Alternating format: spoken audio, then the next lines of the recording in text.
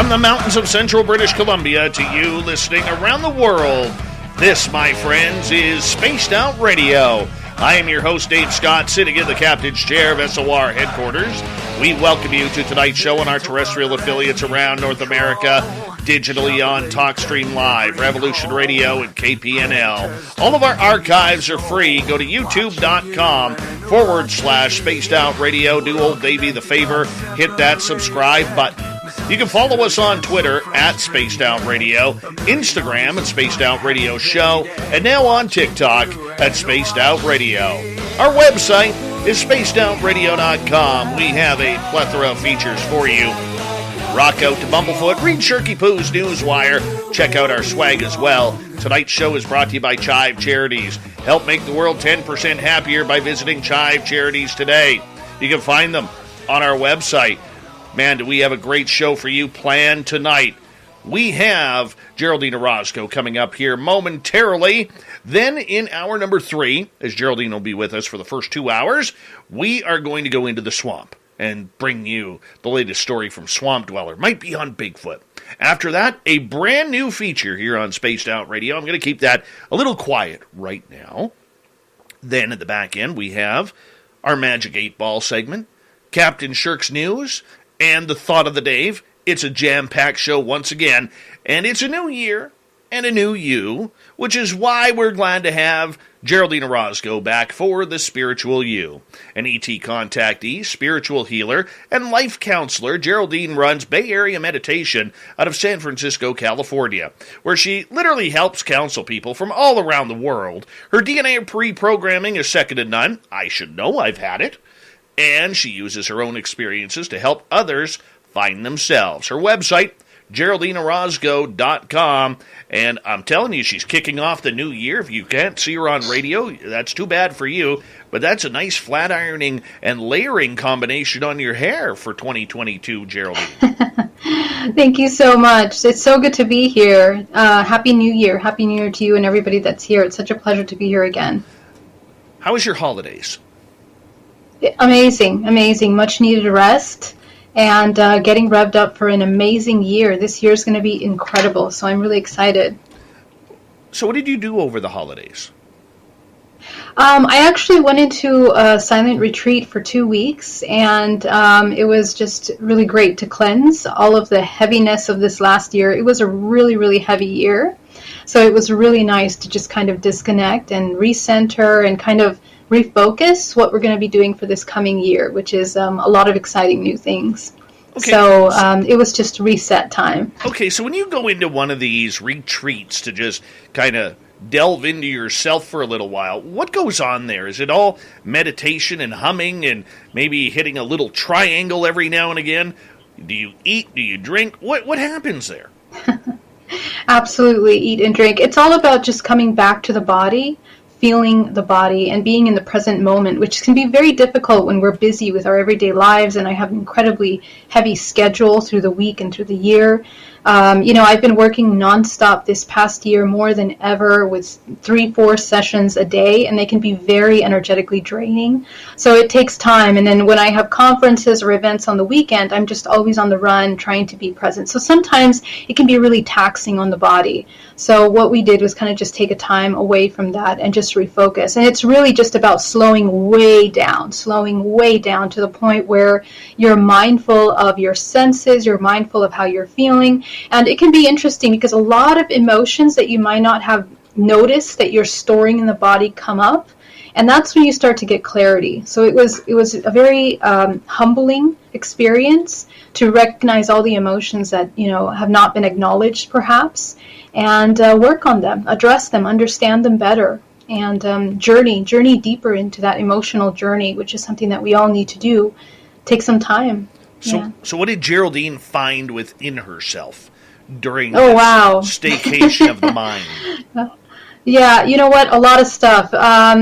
A lot of things that are occurring in the world around us. Something that's really interesting is that every month there seems to be a theme for healing, collective theme. And apparently there's some themes over the past year primarily about the divine feminine healing.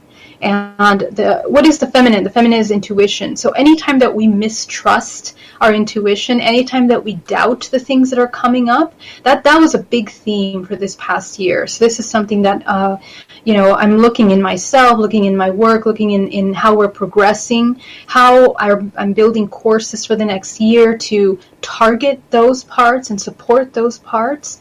And that's kind of the thing. And so this next year is about surrendering. Like complete surrender into the present moment, surrender into the emotions that are difficult, surrender into things that we're observing, and completely coming into less judgment of anything. And that can be kind of hard because with a busy life and busy mind, it's very easy to judge things and try to categorize things. So pulling away from that habit is something that we have to kind of nurture ourselves through that process. So that's something that was really worked on. It sounds like you're kicking off your new year as a very, very strong and focused year for 2022, and that is awesome. That is absolutely awesome that you're able to do that. When you shift yourself into a reprogramming of what you like and what you want to accomplish, how does that change your overall lifestyle? Completely. And it's not about the lifestyle that changes. The lifestyle is a side effect because your lifestyle and your surroundings, your environment is your body. So whatever is happening in your body, there's a lot of chaos and turmoil in your body. If you're fearful all the time about the things that you're experiencing, that's going to be mirrored in your experiences, in your relationships, in the things that happen, how you manifest things in your life. So really, this is the essential building blocks of life, is to understand what you're doing in your every present moment. If you're in fear, in doubt, all of those little subconscious emotions that come up are basically literally choosing timelines in the present moment. And every time that we have a thought, it's like a fracture of timeline that's created. And in order to reintegrate, so we create infinite numbers of timelines because of your thoughts. Just one thought is creating one timeline. It's a potential timeline. Depending on how much time and energy you put towards that thought, it's going to manifest more in the physical, and it's going to interconnect with people, places, and things that match that vibrational frequency. So as we splinter off these timelines, when we go back to healing, when we go into the moment of silence, we're looking at all these timelines start coming up, all these emotions, all this stored anxiety starts to come up, and we don't realize why we're feeling that way until we sit with that. And that's when we begin to understand how many splintered timelines we're juggling in the subconscious mind. So when you begin to reintegrate, the integration is revisiting all of the splintered timelines that you created subconsciously throughout your day. And so the idea is that you do this from morning to night and try to dedicate some time at least before you go to bed. And you'll notice that if you are mindful and present throughout the day, it'll be very easy to acknowledge where you created these splintered timelines of emotions. If you're not conscious and you're on auto mode and you're on hypnosis, you're probably going to have a hard time even realizing what you did in that day. So it's really, really important to kind of focus every moment to keep your awareness, with you at all times. Now, at this time of year, we have a bunch of people making these idiotic New Year's resolutions. I call them idiotic because I've never stuck to one, but that's just me. And so if I don't like it, it's just idiotic. But, I got to ask you, in regards to New Year's resolutions, I mean, a lot of us have troubles changing our lives. We start off the new year, new you, whole theme that we do, and then we go someplace else. What's the difference between creating a resolution and manifesting a change? Yeah, so when it's creation, they're both creations, right? Creating a resolution, but manifestation, so we need to understand creation is part of the mechanic of manifestation. But in order to create, you have to understand what goes into creation. What goes into creation is a directed vibrational frequency, and the vibrational frequency is made up of your subconscious thoughts. So your subconscious thoughts, the majority of us, we're just in hypnosis. So a lot of times we're just going with emotion, totally unaware of why we're even feeling the way we do. We're just reacting, automatically reacting. And we're reacting because there are things, we're programs that we're holding on to, programs that are created from childhood, from traumas, all these things that we're holding on to. So the more that we begin to understand the programs, we can understand where our energy and our attention is being directed in our creation.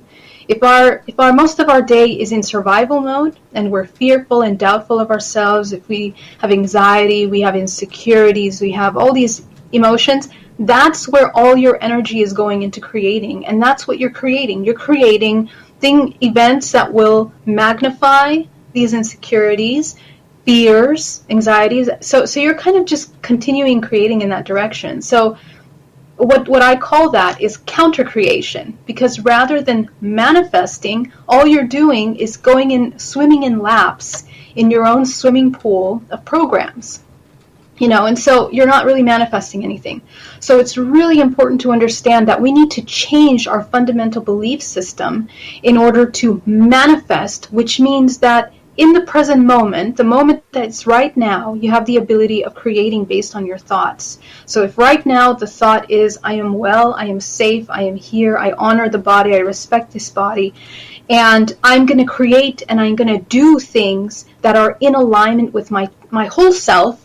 So I'm aware of myself, of my family, my situation, my finances, my business. I'm aware of all these things. Now I'm going to make a decision that is in alignment with all of those puzzle pieces of my life.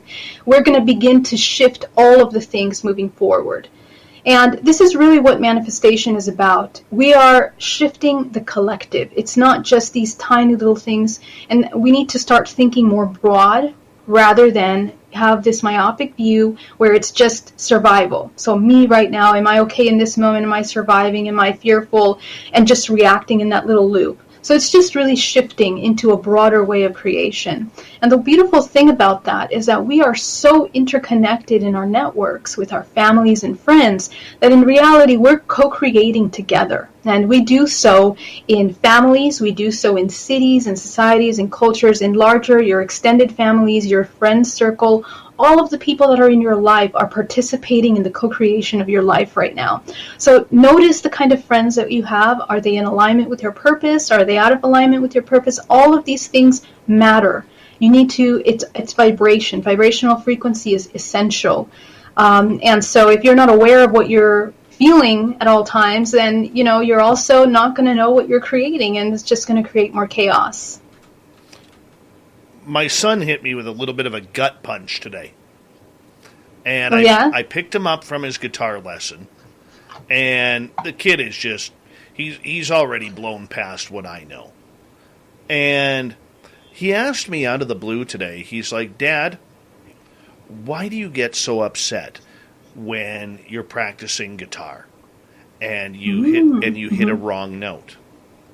And I usually try to be reasonable with those type of questions, because the way my father used to act to me was, it was immediately get mad, shut up, and we don't talk about it, and then get into a Coke versus Pepsi battle, right? And so I said to him, well, sometimes Daddy gets frustrated because things aren't working. And he's like, well, that's why you have to keep practicing, Dad. And I had to explain to him how I suffer from anxiety. When I do things wrong, it fires up my anxiety, and my anxiety causes anger sometimes and frustration within myself, because I can't do something that I feel I should be able to do. So I had to have this very mature conversation with him about anxiety and what I go through, and now he's all worried about whether or not he's going to get anxiety. I'm like, no, dude, just live life fun and free. That's what you need to do. Just live life fun and free, and it'll go good. But it's amazing where you can get these little life lessons, even from the most, innocent of minds. Absolutely. And children are way more aware and more connected. At this age, this is a very important age as parents to kind of energetically set the mood for and the intention for how we're going to create their programs, because they begin to kind of adapt the same programs that we had in our lives. So, and we know how much suffering anxiety causes us, in our lives. It limits our ability to expand. It limits our ability to do things. And so, if we can start to shift that way that we feel about anxiety in our own self, the child also picks up on that. So it's really wonderful that you were able to shift the thought from that you're kind of that we are victimized or that we're helpless in the situations of anxiety, and now feeling more empowered that we can actually choose. And I guess the next step would be to show presence, to show how it feels comfortable to be in a present moment, which is, it's difficult sometimes. Oh, trust me, I had to bite my tongue on that conversation because it could have went in so many different directions. It really could have, because when I start talking about it, much like other people, when the bow breaks, the cradle falls. And when the cradle falls, Dave's a big mess with the words that he creates all over the place that just spew out. But, I mean, mentally speaking, at the beginning of the year, as we shifted on back, we tend to try and be stronger, or we think we're stronger at the beginning of a year, and spiritually speaking, we try to, bite that bottom lip, and we're going to fight the good fight, and we're going to do things the right way, we're going to eat well, quit smoking, drink less, party less, pay more attention to our family and spouses and partners, and we just, after about 7 days, we're like, yeah, hell with that, let's just go back to what's comfortable. Well, but then think about how much suffering we have when we are in that comfort zone. And you said such a perfectly wise thing, because that's the problem. We become comfortable with suffering, believe it or not.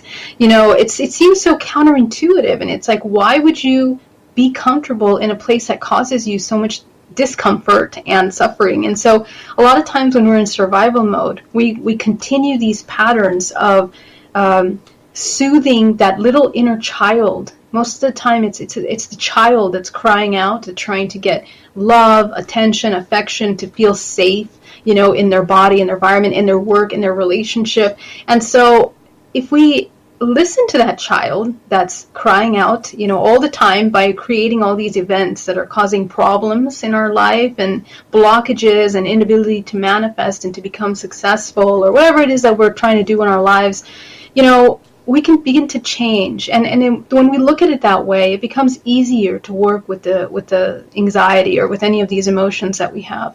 It's a redirection of your attention. If you see yourself as the child that needs something, and you acknowledge immediately what you need by that action that's causing you suffering, like in this example, we're talking about anxiety. It feels anxiety because the child feels unsafe. So if you can help the child feel safe, just let them know, remind them, I'm safe in this moment. I am conscious. I'm aware. I'm present. You're protected. I trust you. That's a really big thing. We don't trust the self. So the more we learn how to trust the self, we can begin to dissipate these kinds of emotions that inner child is having. And it really changes the way that we begin living life, because now it's more mindful. It's more genuine. It's more authentic, instead of going back to this pattern that's actually creating so much more suffering, because we're not moving anywhere from that place. And then we keep coming to these roadblocks where we're thinking, what happened? It's like, I never change out of this place. Nothing ever gets better. I keep feeling the same way. And we can be living lives that go way beyond that. We can be living lives that are healthy, that are vibrant, that are manifesting really our wildest dreams. And we can do that. So we need to learn that this present moment is magnificently powerful, and the mind mastering over those emotions and fears and that little inner child, and helping that child reassure it and teaching it what love is, what it is to have a parent, what it is to have affection, what it is to feel love.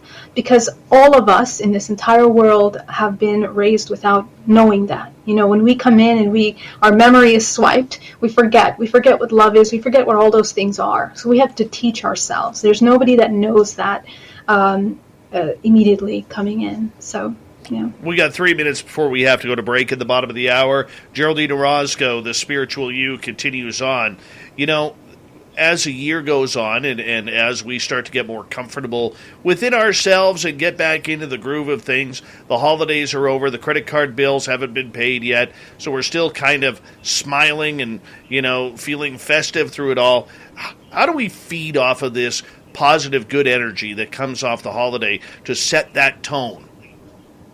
Yeah, that's a really, really important point, because a lot of people feel depressed after the Christmas tree and the decorations and all the festive emotions go. And even I noticed the lady at the checkout in the grocery store, even her smile that she had, for the last 3 months of the holidays, it's now back to, a very serious frown.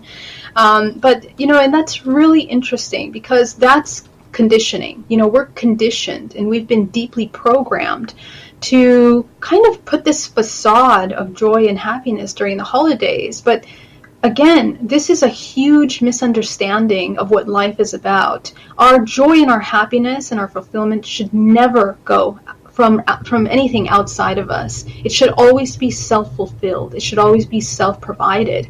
And our programming makes us seek outside for those things. And that's where we end up having suffering, because it goes against the natural laws of our existence. Our existence says everything is within this body, the mind, the body, the soul. We are the alpha, the omega, positive and negative, the father and the mother. These two energies are maintaining balance.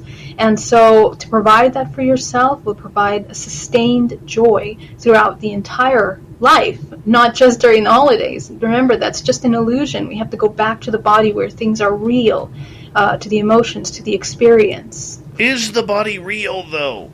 Because there you go. That's a whole nother conversation, right? It's the realest thing, because it's the realest of this hologram, okay? And it's let's say it exists beyond this dimensional plane. In this dimensional plane, we're made up of little cells that are oscillating all together to create this vessel that is the human body. But in reality, we're more empty space than we are this matter, right? But what keeps this together, it's the vibrational frequencies that are working together to create this organism called your multidimensional body. And you're existing on more than one dimensional plane. You're existing on 13 dimensional planes. You're constantly moving in and out of those planes.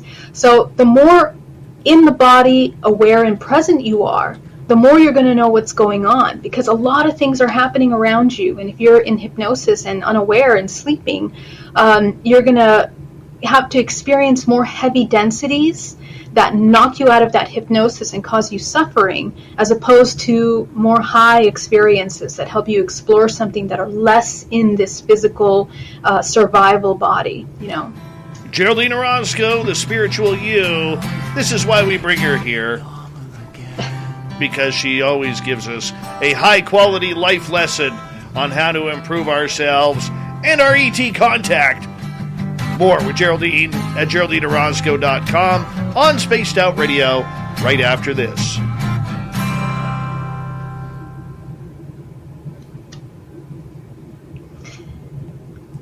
No offense, I'm laughing here, because I'm going to see something here. What's the temperature in San Francisco? Oh, you can hear my heater. Oh my God, that heater's definitely, it's been so cold. It is 52 Fahrenheit, 11 Celsius. So let's... Where? In San Francisco right now. So let's Let me see. Let me tell you what it is here. Let me see, because it's actually pretty cold. Let's see. I'm gonna compete with my 2 degrees. Oh, never mind. It is 54. Fine. Okay. So I will show you mine here. All right, hold on. Oh, Dave, sending you heating. Sending you heating. Oh, yeah, just send me the heat. Just send me the heat here. Hold on, let me go here. Send me the heat. You know what? I'm going to plug in my computer while you're doing that. Give me 1 second. All right. Here you go, Geraldine.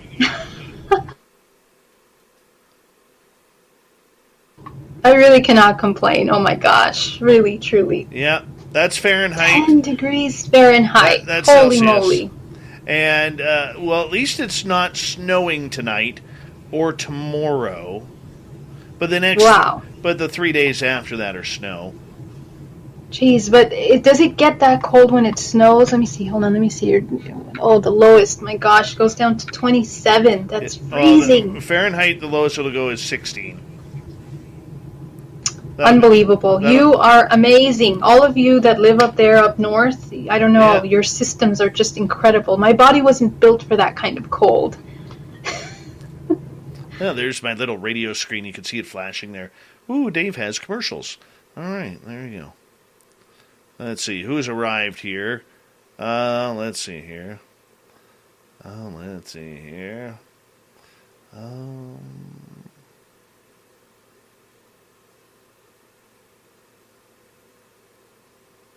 Were you on your phone? Is that where?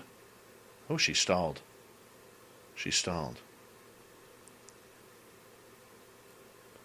Yep, she's gonna. There she is. Can you hear us? Can you hear us? Can you see me? I can see you. Did I get disconnected? You did there for a second. Okay, good. I'm back. See, I should have plugged it right in there. So, what's with the new hairdo? Oh, just a little change, a little different thing. Mm-hmm. I do this from time to time. That's a win in my books. Yeah? No. Oh, that's good. I'm so glad to hear that. Yeah. Hello, Jerry O'Brien. I don't do it very often because it's very very requiring. Well, I know the feeling. I'll put mine down. I got mine pulled back right now. Yeah, what are we doing with that? Ooh, very nice. Look at how long. My God. I'm getting there. That's amazing. Gotta look good for Vegas, because when you show up, I'm going to be like, oh my God, there's Geraldine. Now I gotta compete. Now I have to compete.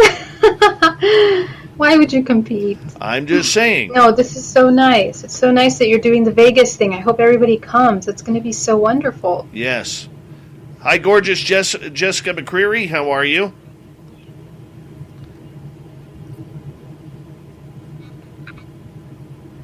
Loving the red. Oh, thank you. I felt like a bright color, starting the year off strong. Must be nice.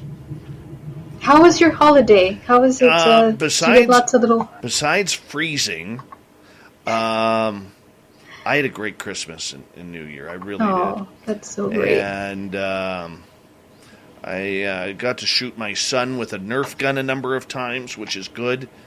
Got to watch him play on his virtual reality headset, which was fun. I pushed my boundaries on eating this holiday, and now I gotta get back on track again. But I will do it.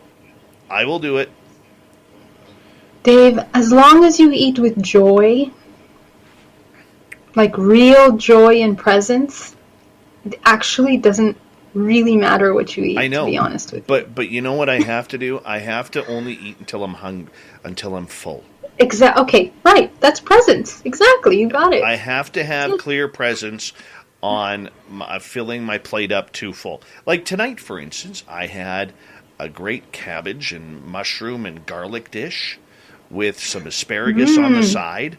I had a vegetarian dinner. That sounds delicious. I was not craving the chicken that went along with it.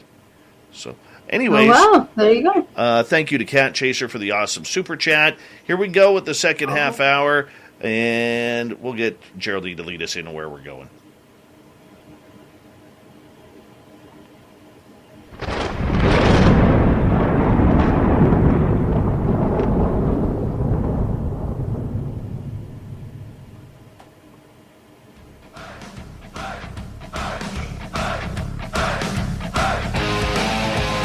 Second half hour of Spaced Out Radio is now underway. My name is Dave Scott. Thank you so much for taking the time to join us. We really do appreciate earning your listening ears.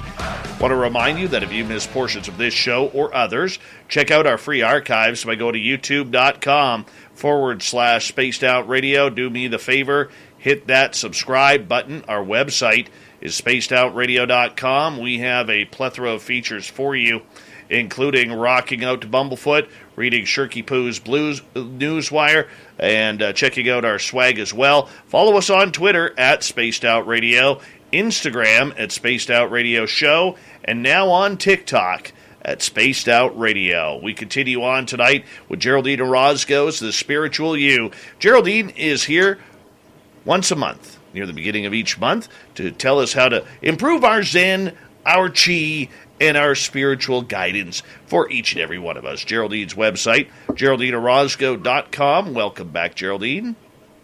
Thank you so much. Once again, Happy New Year to everyone, and all my love to you. Thank you for being here. Well, we always appreciate it when you are here. Now, I know you had an abundance of topics that you wanted to get to tonight.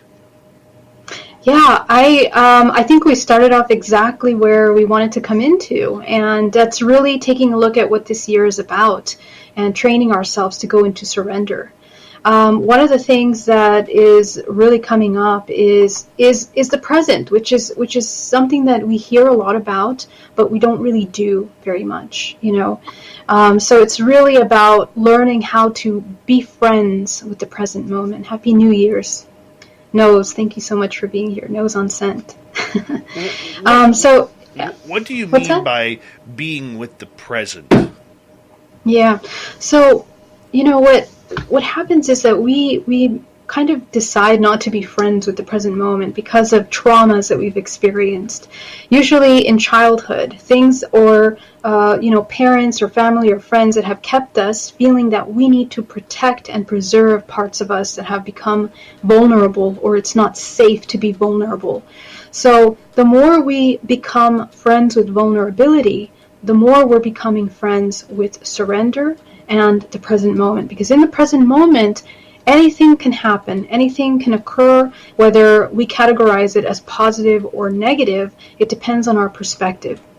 And that's something that when we hear that, it kind of makes us stress out a little because we're thinking, well, what do you mean? It could be something pretty terrible, and how would I be able to cope with that? Well, if we maintain our inner calm and inner awareness, our inner presence, when these things occur, because we're friends with that surrender, we enter a state of fluidity.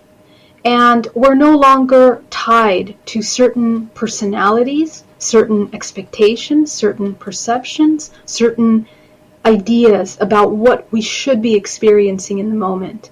Because believe it or not, our programs of fear and even our programs of love and joy and happiness, they limit us from expanding. So we end up having very repetitive lives where we're only living in the little parameters of safety that we created for ourselves. And this really harms us in that because we are this multidimensional organism, we come into this physical body, we incarnate into the families with specific puzzle pieces of vibrational frequency to feel certain things, to experience certain things. And all of the traumas that we've had are little building blocks for an incredible life that once we transcend those blockages and trauma, each one of you is set up for an incredible expression of greatness. And we limit our ability to reach that greatness because we keep, again, swimming in that little swimming pool of fears and programs that are limiting. So this idea that you are made for something much more expansive can be intimidating. And because we are trained to be afraid of the unknown. And that's what fear is. Fear is the fear of being unknown. It's the concept of separation, that we are separate from ourselves, from the whole, from the mother. That's what it is, because when we're born, we come from one to two. We are separating ourselves from the mother. So we experience that kind of separation infinitely in fractals. We experience that from source. We experience that as we fragment into dimensional expressions. And we experience that in the body, where we have all kinds of different perceptions of things, emotions, vibrational frequencies in the body. So we are learning how to experience a plethora and a spectrum of experiences. And so our job is to just experience them, to observe ourselves in those experiences. That's actually the purpose of this life. And this year will really accentuate that. And we had the preparation of the past 2 years of incredible amounts of unknown situations that left us frazzled and looking for a footing, right? In insanity, in what's true, in what's right, in our own safety, in our own bodies. All of these things kind of made us feel so unsafe. So now we have to really just ground in that uncertainty and use it to our advantage to go beyond our limiting beliefs into something that is greater. So all the things that you wish that you can create and achieve this year, build yourself up, not by expecting to achieve them, but being okay with whatever is going to happen, knowing that you're safe, creating a safe and really strong foundation inside the body. This is the building block of all co-creation. So this is something that I would really love to invite our listeners to do this month, specifically as January coming into the new year.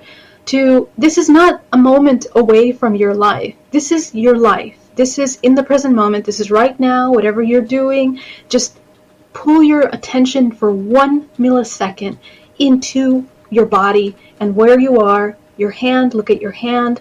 Look at your feet. Look at, feel the breath coming in your body. Listen to all the sounds that are available and around you. And just check in and observe the emotion that's in the body. A lot of us are like really, really tense all the time. Even myself, I found myself going into my retreat really tense, with a lot of tension. And I didn't realize how much in survival mode I was myself coming into this retreat, even though I meditate daily. It's little anxieties, little fears, little things people say. It's this constant feeling of wanting to control things that are around us. We want to control what people do. We want to control what they say. We want to control how they react. And it's such a joke, because even if we create all these things to control them, we can never control what they might do, because that's what consciousness is. Consciousness is the expression that, as you observe it, it begins to change. That's what we are. And when we observe ourselves, we also change. So just taking a look at that and noticing how becoming more fluid is incredibly expansive, healthy, the root work for manifestation and healing. So if you're trying to heal something in your life right now, if you're ill, this is the key. This is the key of empowerment. And I can go really deep into the mechanics of that. But literally, when we're in survival mode, we're not allowing that source to flow through us. We are blocking it, and that's what causes illness, because it's like a leaf that you cut off the water source coming into the body. Of course, the leaf is going to dry up, and so you end up with all kinds of problems. So I think it's really important that we educate ourselves on the mechanics of creation of the physical body, so that we can begin to change things and get out of these little stuff, these ruts that we tend to put ourselves in. So that's a really important thing that I wanted to talk about. Normally I save questions for hour number 2, but this one's kind of important. And this one comes from Jan. How do you get over a lot of loss? It's very difficult. She had family dying and other losses as well in 2021. Yes, Jan, I completely relate to you, because I also had a lot of loss this year. And because of that, and that's kind of what brought me into thinking this. What is it that makes loss so difficult? Well, there's 2 parts to loss. One part is that the part of us that has to grieve that something has left our space. So we won't have the opportunity to exchange with this person, with this pet even. People lost a lot of pets as well. Whatever it is that you care for, that you feel that you lost. When we disconnect from that, we feel that we have lost something.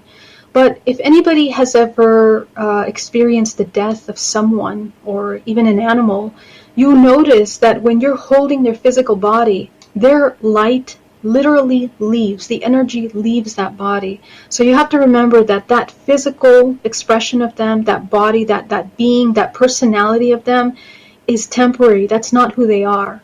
What is what they are, and this also from experience of a near-death experience, leaving the body, that this body is such a temporary little vessel, that that essence that leaves the body is actually a multidimensional energy. It's a frequency, and it can never be separate or disconnected from you. So when we experience this kind of loss, we really need to shift our perspective from the idea that we have lost something to understanding that all it did was transform. Okay, so that's the first part. The second part of grief is how we deal with our emotions in relation to how we exchanged with this individual, this personality. And sometimes people end up with a lot of regrets and thinking about experiences that they had or things that they should have done or could have done. A lot of different emotions, all kinds of things that you can feel when you experience loss. So it's important to sit and address those as soon as you have grieved enough. When you have, it's good to get those emotions out, but we have to have a certain end point for this grief. And let's say 1-2 years is acceptable for continuing these emotions. They might be triggered by memories and things that happen around us. But once we reach that point, we have to begin to do some healing and become aware of why those things cause us suffering. So this is the two parts, and this is actually the most important, because what we don't realize is that these leftover emotions, thoughts, memories are actually the gift that this person has brought to us in our life. That is the lesson. Their presence in our life, that was the value that it brought. It brings growth for us, transformation, learning, acceptance, love. And so take an opportunity for this incredible moment that you're experiencing of being a human experiencing loss, to use that into a transformational growth, an opportunity for shifting. What lessons did you learn from the person's life? You can see so much and learn so much from that, and look in the relationship to yourself. So this is really important. It's important to accept, the things that have occurred and why they have occurred in that way, and learn from them, because we don't want to go down that route when we're on our deathbed. It's also a wonderful opportunity to work with death and how we feel about death, right? Because we are all working towards death. All of us are in our life, every moment, experiencing little deaths here and there. So let's become friends with death. This is the invitation that experience brings to you, Jan. But my deepest condolences for your loss, and just know that you have a family and that you're supported, protected, and guided. You're not alone. We are all experiencing death all the time, actually. So we have to become friends with it. How do we prepare our lives for that inevitable? When we see strong people, say our parents or our siblings, who used to be stronger than life, all of a sudden looking like they are knocking on death's door. How do we prepare for that? So to begin with, this is actually something that when I first came into my awakening, it was the entryway into questioning the spiritual, the non-physical. And what you begin to realize is that death is the thing that we fear the most, ultimately. It's actually what changes the kind of decisions that we make throughout our life. It changes the relationships that we have. It changes the things that we choose to eat, the choices and the careers that we make. We don't realize how much influence death actually has on our everyday life, because we are constantly in survival mode. So we might think that we're constantly avoiding death, by the choices that we make. But in reality, because of our lack of awareness and surrender to our experience and presence in our moments, we're actually building and working towards death more so than not. And it's really this interesting conflicting kind of ideas that we have about life. It's an inversion of what's true. When we deal with death, we think about impermanence. And we need to accept, first and foremost, that we are impermanent. Everything is impermanent. And it's that impermanence, actually, that allows for transformation to take place. All these cycles of impermanence, whether it's plants, whether it's animals, whether it's our entire nature system in the world, whether it's the ecological systems, whether it's our physical body, we are constantly cycling. Our cells are regenerating in the body. So we just need to kind of mature our understanding that death is all around us all the time. It's in us and around us. We are this constant regeneration. We are that death and rebirth. Every morning that you wake up, think of your life as an entire lifetime. What are you doing in that lifetime from the moment you wake up to the moment you go to sleep? Because every day you can die. Something can happen, right? But we're not going to think about that, because otherwise we're going to limit the experiences that you can have potentially in that lifetime of a day. So if you think of all the lifetimes day by day that you can experience, imagine the incredible things that your life can be filled with. You would be a different person if you knew that, your one day is a lifetime, because it shifts the perspective from being in survival into creating, which means that you've understood that it's impermanent and that it's okay to experience, again, those ranges of emotions. They can be positive, they can be negative. All of that is a part of this process from light to dark, all those different shades of experiences and emotions.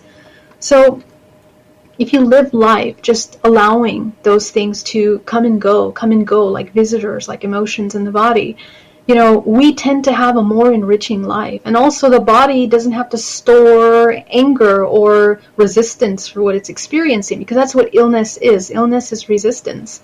We begin to kind of shift away from that into a healthier body and mind. So this is how we can begin to change. It's just a change in perspective, and really it's the compassion of this kind of incredible truth that is available to us, that we can see everywhere if we take the moment to observe it. But do we have time to capture that moment? Life's expensive. Life is expensive with time. It's finite. It's everything that we don't want. And here we are fighting it every day. For all of us right now, it's a fight, whether it's financially, whether it's against COVID, whether it's against vaccinations, whether it's against politics, whether it's against your friend buying a hybrid vehicle or an electric vehicle and you're still on diesel power. There's always a fight going on these days. I blame a lot of it on social media, to be blunt. I really do. But how do we express the moment for ourselves when there's always another fight to be had? Well, and that's exactly in your question is the answer, because why are we fighting? Why are we fighting all the time? It's survival again. So what if you shifted that thought from being in survival into just experiencing, not categorizing things as good and bad? You don't have to categorize something as good and bad all the time. You don't have to judge, what you've seen on social media. If you have social media, are you constantly judging things? How exhausting that is for the body, and we don't even realize that. But we become sick, and this is how this artificial intelligence really embeds into the holographic system of the body, because we begin to completely give away our power into the influence of things that are manipulating us. We give our power away. We say, yes, I'm going to accept this thing that I'm seeing, and I'm going to judge it. And we think that we're imposing something, we think that we're changing something, that we're doing something with that judgment. But all we're doing is in our own little tiny world causing ourselves a lot of conflict.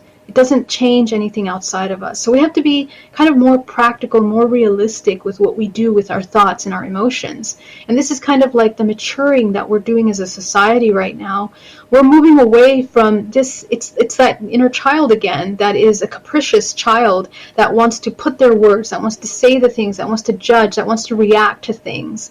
And with this illusion that it's actually doing something, but it's not. It would do more by embodying what it thinks it's right? And how do we know what's right?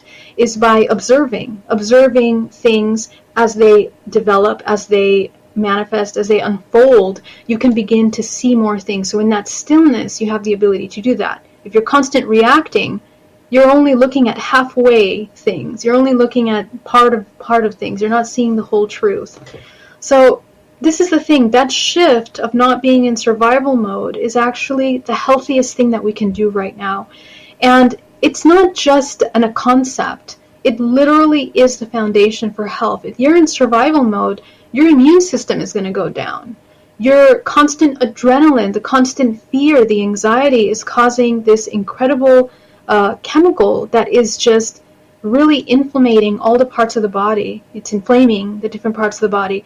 And so you're afraid of death, but yet you're causing yourself death in your body, Oh. So we need to pause and stop that behavior. It's not good for you, and it is life creating to do that rather than to be judging. So this is part of the mastery of the human body. This is what we're here. We're here to understand this exact key process, that things are not just about reacting or the sensation body.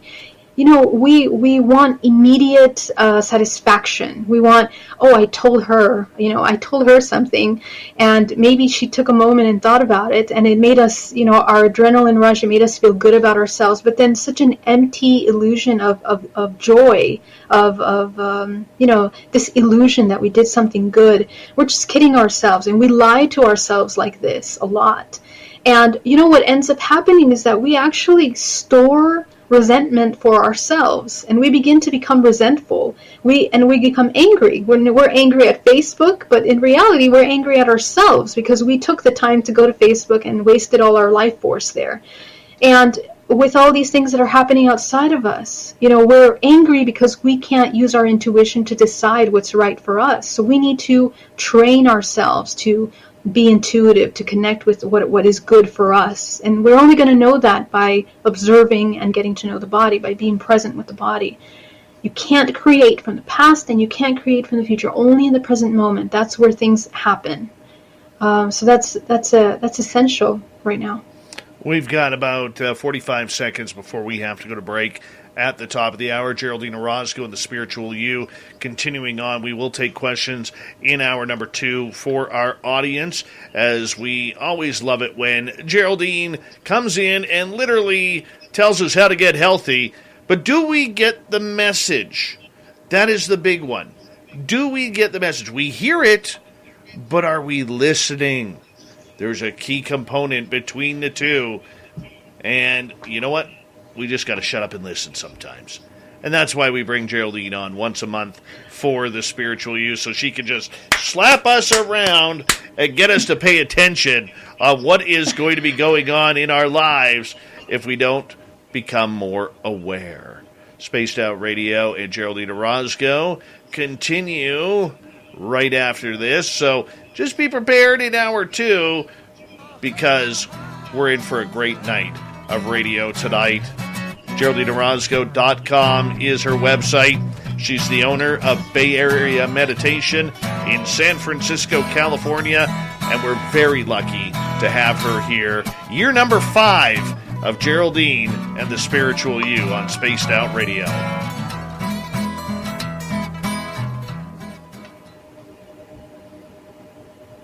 Year 5.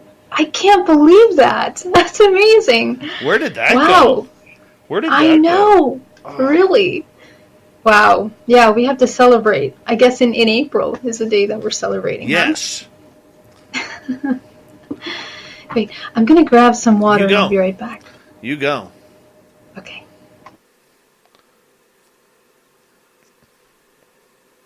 Peter O'Hara Welcome.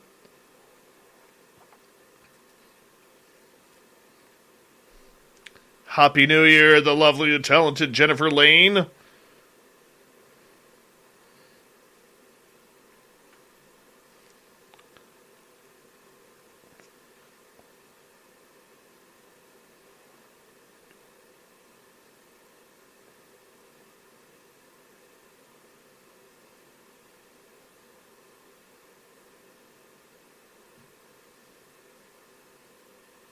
I love Geraldine. She is so brilliant.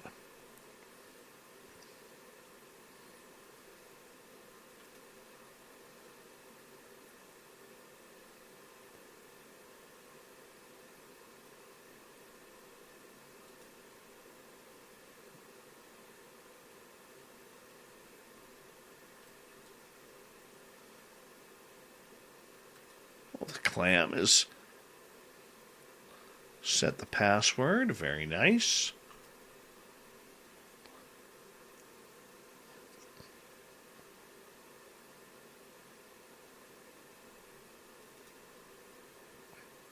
Boy, do I have a surprise for all of you in hour 3. Hi, lovely Newfie. There you are. Because you're a Newfie, man. What you speak isn't even English. And I mean that with full compliment. Brazelhoff, how you doing, buddy? No, I haven't had the full beard in a while. Oh, you gotta wait till hour 3, people. New feature starting tonight. And don't forget that we have our battle plans for Las Vegas, April 22nd through 24th. We are starting the party off on the 22nd for the SOR party in Las Vegas, Nevada, at the Stratosphere, where we are going to rock out at their center bar. And then on Saturday, we're going to all have lunch at the Hard Rock. We'll take in a live show because Lynn and I are going to do a live show, probably with the dudes from UFO Garage, little Benny Jenkins, and our good buddy Joe Strelski. And then we're going to finish off the night hanging out at Planet Hollywood, having some fun there. For those who are staying through Sunday, we're going to meet up at Treasure Island's Gilly's Saloon, have a drink there, have a bite to eat, and have some fun. I'm telling you, it is a weekend of awesomeness. Planned the SOR First Annual Vegas Party. We want all of you to be there if you can. Right? Cajun Jules, how are you? Welcome back. So, we want to make sure that you can all try and make it. If you can't, we do understand. And that's right, Newfie. There's a good line right there. This is how the Newfoundlanders speak. Yes, by that's right. Is it by day or by dat builds da boat? He like it. Beautiful. Absolutely beautiful. I love it.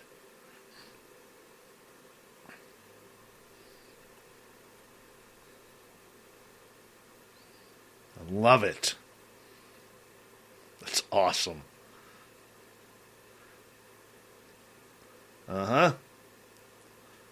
So, yes, we want all of you to come and have a good time with us. Spooky Morales is going to be there. Yeah, he's going to be playing his trumpet for us. When we literally call it the night and head back to our hotel rooms, that's when Spooky Morales will get up on the tables and start playing his trumpet. It's true.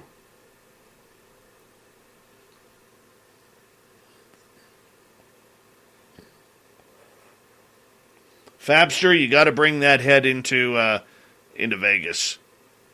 Mennonite Abe is coming. We know Mennonite Abe is going to be there. We know Amy Vegas O and Candy Romero are going to be there.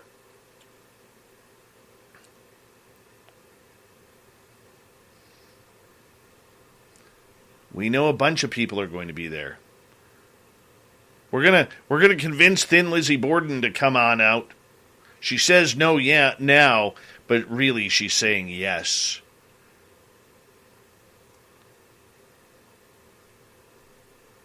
Mama Susan needs to come. We need Obie Flett there. Super Duke from World Bigfoot Radio. He needs to show up.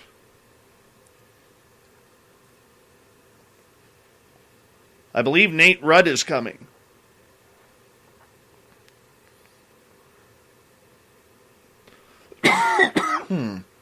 Big thank you to Cat Chaser for kicking off the Super Chat tonight. Really do appreciate that, Cat Chaser. Thank you so much for the love.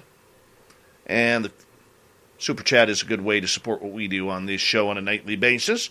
So thank you. Geraldine will be with us one more hour here on the show.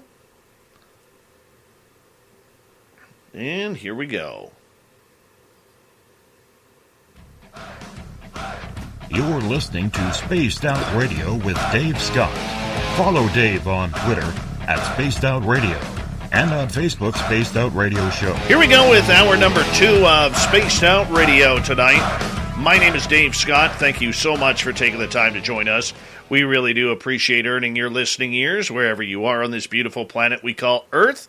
Hello to everyone listening in on our terrestrial affiliates around North America and digitally on TalkStream Live, Revolution Radio, and KPNL. All of our archives are free. Go to youtube.com/Spaced Out Radio. Just do old Davey the favor, hit that subscribe button.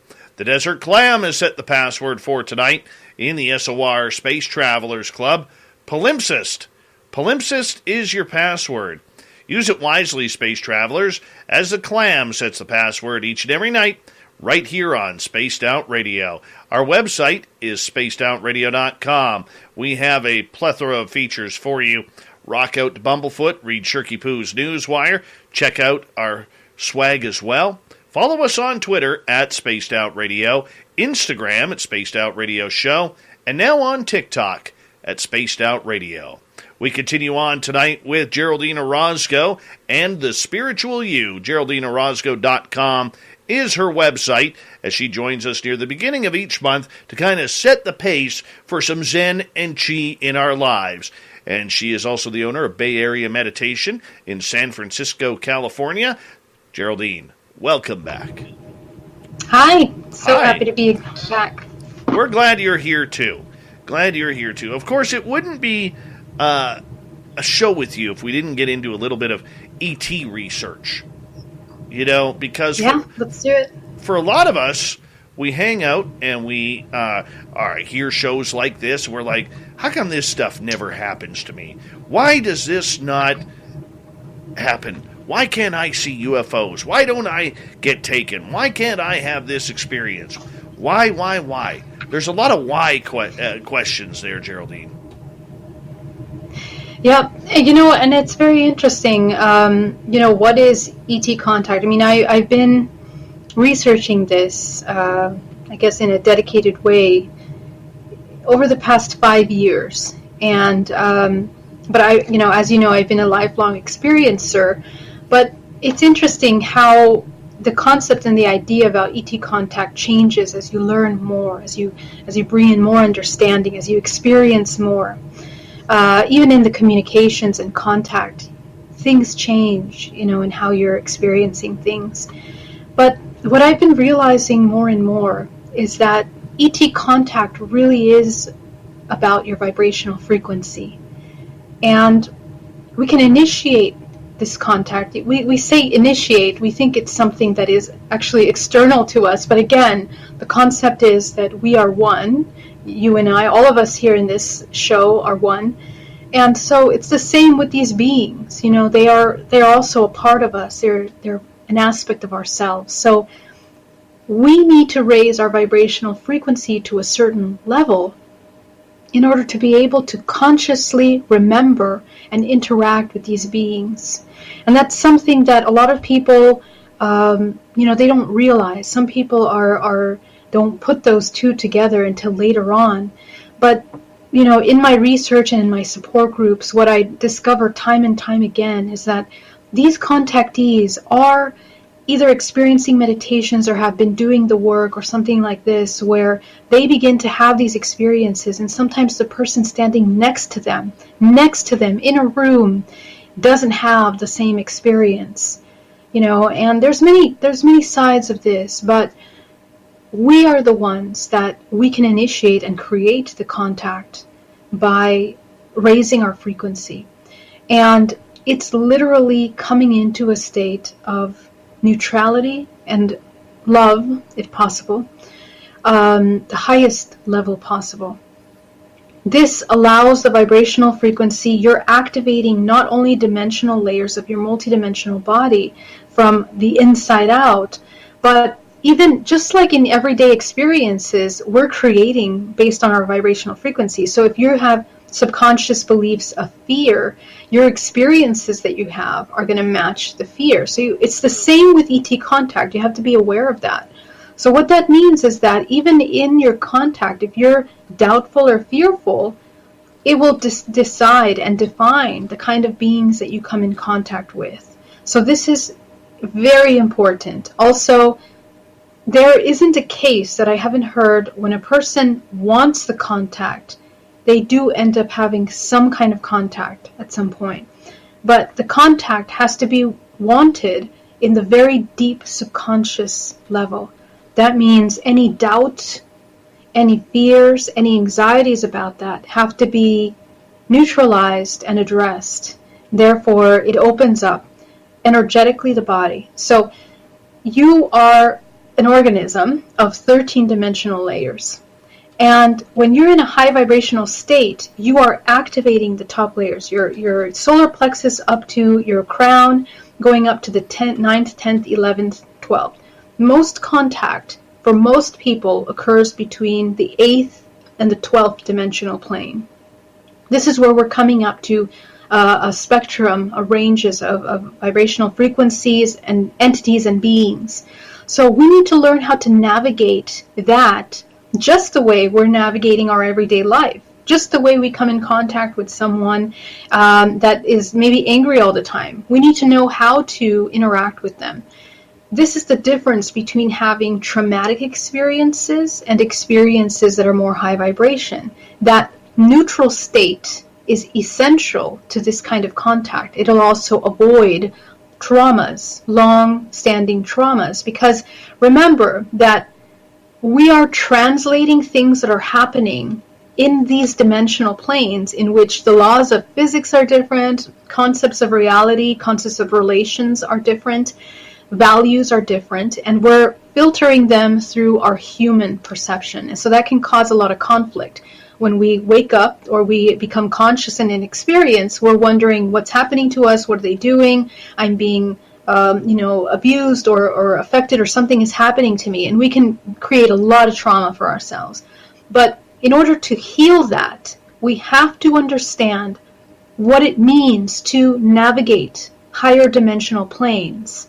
We're dealing with things beyond the body, beyond the limitations of this human perception. And that's where things begin to kind of broaden. So we have to be prepared for that when we are asking or desiring contact, because again, this neutral point, this flow state of acceptance is good in your everyday life as it is in these higher dimensional planes when we're navigating and exploring. So it would be very beneficial to do that. So in meditation, what I teach is to close your first 3 chakras, and what you're doing is you're controlling all of the baggage that you have not resolved, all of the fear emotions that are here in the first 3 chakras. You're closing them, and you begin to open your heart, your throat, and your third eye. And this is how you train. This is the body as a psychic. A psychic is naturally born with her first 3 chakras mostly controlled, and the top 3, especially the third eye, wide open. So you can bring yourself into that state. You need to be in that state, because that's how you're going to be able to navigate and see and interact with other dimensional beings. Okay, however they might present themselves to you. So now that you are open, bring yourself into authentic joy, into surrender, into love. And You can start doing a kind of, going outside and looking to see if you see UFOs. You can start by practicing this way and be conscious that when you go back to sleep, you're going to maintain that high vibration. For when you doze off into sleep, you're going to practice being aware. You're going to practice lucid dreaming, and you're going to practice astral projection. All of these are tools that you can utilize to master your navigation and your interaction with these beings. So these are some things that you can start to do that require mindfulness and meditation in your everyday life and presence. All of these tools, the same that we use to have successful life, we're using them for successful contact, if that's what you wish to have. Do you recommend it? I think that we, as a collective organism, have incarnated in the physical body at this specific time in the evolutionary point to expand beyond dimensions. And it generationally, again, remember, time is not linear. I'm talking about a sphere of time, okay? All of these points of experience that we've had on this earth, on this cell of an earth, this organism of an earth, allowed us to experience many ranges of life forms, from earth beings to interstellar beings. And we have that in historical record. That has been a part of our history. It's a part of our creation, and it's a part of our future. So ET contact is the exploration of yourself. It's the exploration of your abilities at the highest point of your expression. It's a must, because as we are moving with technology, which is also turning into more organic, we need to choose whether we are moving towards organic or artificial intelligence. And the only way to do that is to learn quickly how to navigate these dimensional planes, because quantum computers, quantum technology is operating on those dimensional planes in which we can experience non-physical entities and beings. So this is the next step in our evolution. It is the future. It is what we're headed for. And it's required for the health and the evolution of this body right now. So yes, you need to explore. But don't just get fascinated and distracted by that, because that's a mistake that a lot of us do. It's the spiritual and the soul and the presence in the creation body that is essential to those experiences. Because if you do it the other way, you're going to experience all kinds of things that you're not going to be happy to see, because you're filtering from a different place. So that's really important. Chris Moe in Austria wants to know, what are the common reasons people would want to have contact? That's a good question. And I can't speak for other people necessarily, but my experience working with hundreds of people that come to my support groups is people that already have had contact, people that are already aware of the non-physical. They usually begin with paranormal experiences, whether it's ghosts or ETs or things that are moving or orbs, everything to Bigfoot to seeing, UFOs. And from there, I guess the next maturity point from those experiences and the awe of those experiences is to begin to question the mechanics of those experiences, and that's where you start going into consciousness. So I think that it's a wonderful, those that are having those questions are truly evolving as an organism. I think they not only are they born with a specific vibrational frequency, they're usually what we call star children, but they're usually people that have come into the earth with some kind of memory and awareness already of the non-physical. And they are usually already quite, comfortable in those spaces. And I think that's a certain design of certain organisms on earth that have chosen to experience that. And they participate in the whole evolution of the whole, because there's some people that don't touch that topic at all. And they're here to experience different spectrums of the human condition, okay? But those that are interested in that, they have gifts, They already have a lot of their energy centers opened up. They've been working many lifetimes, many timelines, and they have somehow agreements to remember conscious experiences or to question and dive into those areas. So I think that it's just part of the design of this human expression, what we're here to do. And it's inherent. It's a part of them already. It's already a part. That means they've already experienced, they already know. So, yeah, I think that's how I would want to answer that. I mean, yeah, I hope that answers the question, Chris. All right, let's get to another question here. This one from Black Dragon. Geraldine, do you believe in ancient energies? Well, that's an interesting question, but in order to believe in ancient energies, I think we would have to believe in time as being at least somewhat linear, because ancient would mean that there's something in the past. And I don't think of time at all like that. I think that we are existing simultaneously with other timelines, whether it's ancient Egypt, whether it's Lemuria, whether it's all of these ancient cultures and civilizations that were existing on our Earth. They're not existing in our current timeline, but they are existing simultaneously in other timelines. And we are experiencing the residue of that existence. It's like the merging of those two worlds. So I'm not sure exactly what that means. Maybe you have another definition for what ancient energies are. I think that we are constantly regenerating life force. We are life force, and once we learn how to master and work with life force, we can really kind of move time and space per se. By cultivating the ability to move that. And it's essential for us to learn how to do that, actually. All right. Do you think, though, that our soul, if reincarnation is real, okay, and it is happening, do you think our soul would continue to have kinetic energy that followed along with it, lifetime through lifetime? I mean, we hear of these experiences where children will wake up or have a birthmark where their previous life, maybe they were hit with an arrow or shot with a gun or injured someplace, and they have a beauty mark or a birthmark in that exact location. I mean, we hear a lot of stories like that.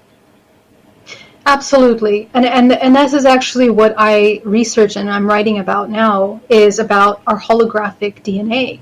That's exactly what it is, because our organisms are storing information, and they're also pulling from a database of information, which is holographic. And it's in our DNA. Our genetic code is embodied, the physical written code of everything that is occurring in all dimensional aspects of ourselves. So we become fragmented. We are fragmented in our ET aspects. We can be Queen Elizabeth can be one of our fragments, or our past life. It's a simultaneous fragment of ourselves. And these are archetypes, ranges of aspects of ourselves that we have experienced, we have lived, we are living currently. I keep saying we have lived as a reference for common the common reference that people make, but in reality, it's simultaneous. We are simultaneously living all of those fragments of ourselves, and those fragments are encoded in our holographic DNA.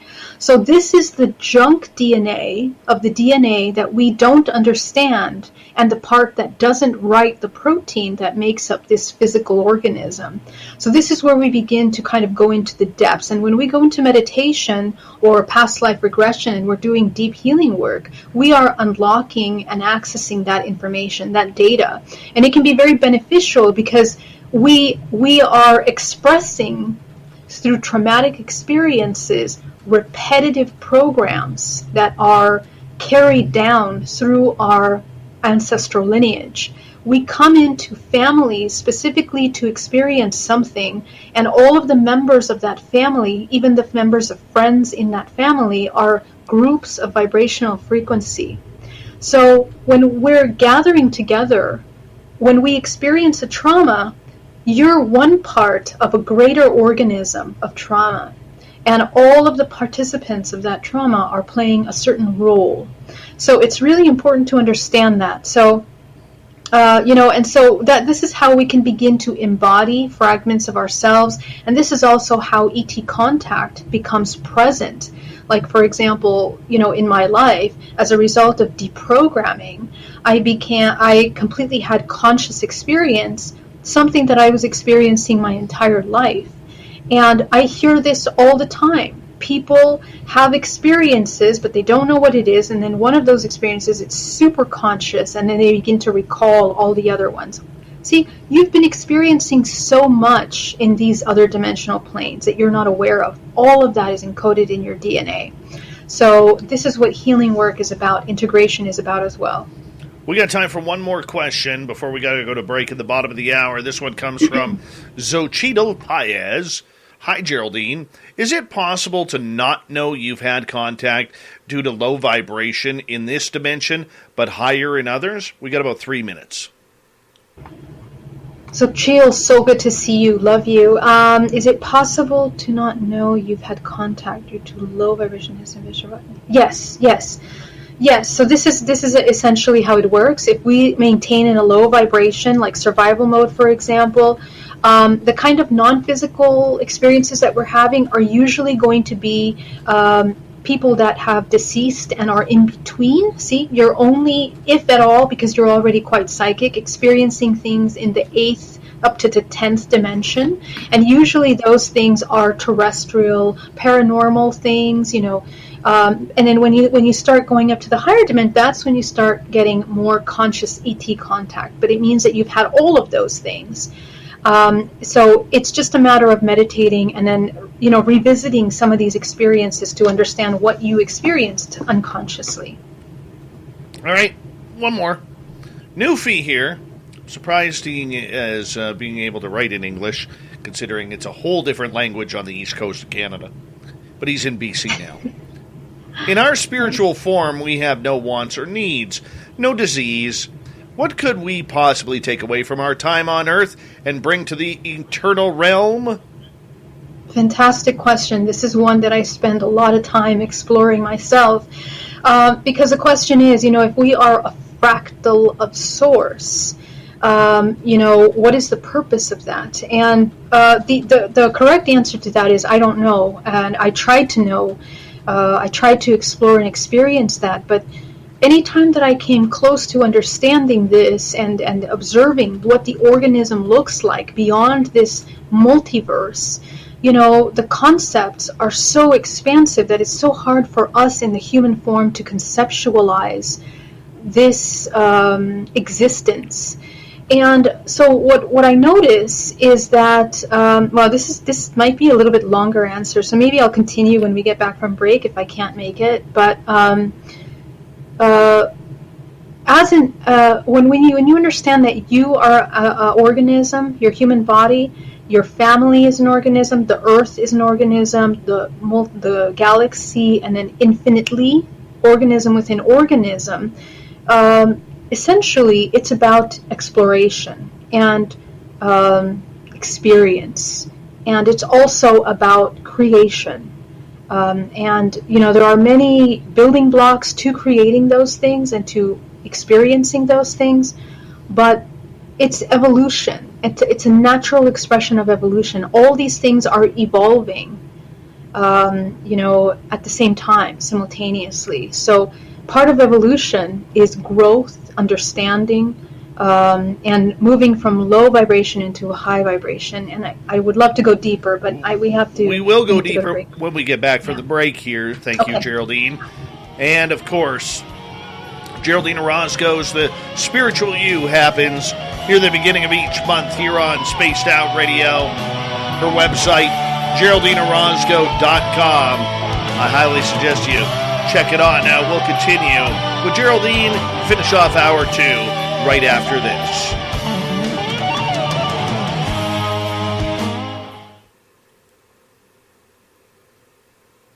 All right, we're clear.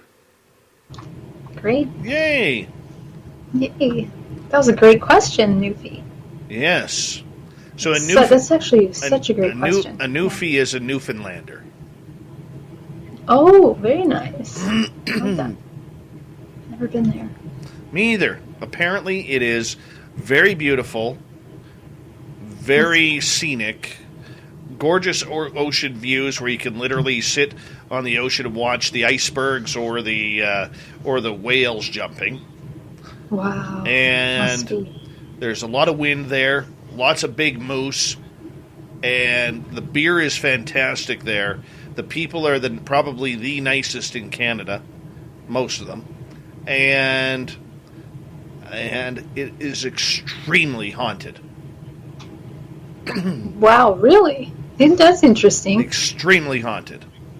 Wow. Have you looked at why that is in reference to grid lines? You know, the energy in that space. Well, you know, much like Massachusetts is for you guys. That's Newfoundland for us, right? Interesting. Yeah. Okay. Eventually, you hit a rock. It's And most people don't know that the Titanic sunk off of the coast of Newfoundland. Wow, very cool. I'd love to go visit that. Yes. It's Especially gorgeous. for those beaches. It's a lot of rock. I don't think people Must be like Scotland or like... Scotland, it would be probably equivalent of. Okay, yeah. Yeah. I'll show you here. I love that. I love that kind of... I would live in the UK. It's so beautiful. Yeah, here's pictures of Newfoundland. Like, all the buildings are like different colors. And that's some of the icebergs they get there, floating on by. Oh, you can't see. Hold on. Wait, are you showing me? Yeah, I'm not seeing it. There you go. Oh my gosh. Yeah, there you go. Let me Wow. just hide that. That's gorgeous. Yeah, like, look at this. Wow. Yeah. It must be cold, but I wonder how it is in the summer. Like, would you not like to live there? I would love to live there. Love it. That'd be amazing to live It's there. beautiful. Yep. Yeah. And this is, I believe this is on the mainland. Oh my gosh, look at that valley. Yeah. It's incredible. Yeah. And there's a Newfoundland dog right there. Oh yeah. So cute. But, like, look at the town That's there. cute. Oh, Looks I very love European. How colorful it is. Looks It very does, yes. European. Mediterranean. It looks kind of Mediterranean. Here you go. Oh, what is that? That's a human in a parka. A little. Oh my goodness! Look at that snow. Yeah, it happens there. They get snow every now and again. And, yeah, the icebergs are incredible there. There's another one. Mm. Then you got the humpback whales. Wow, beautiful. Yeah. That's one place in Canada that I would love to visit. Wow, yeah, you should make it out there. Maybe this year. Hopefully, it's easier to travel. And they got puffins. Oh my gosh. Look how cute so those beautiful. birds are. They're gorgeous. Yeah. Puffins. Just the way it is. This is what your average Newfoundlander looks like right there. Oh, very nice. Yeah, gorgeous hair. You know, Yeah. either way. Very nice. We've got one just over a minute. Okay. I'm gonna drink some water. I'll be right back.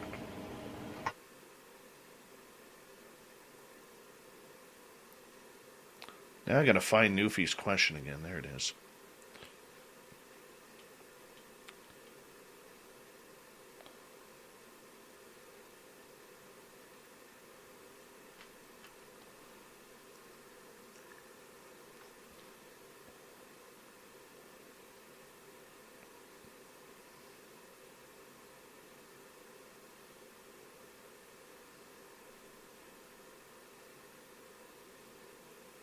That was fun. Don't forget this weekend, Lynn Wallington, 6 p.m. Pacific, 9 p.m. Eastern.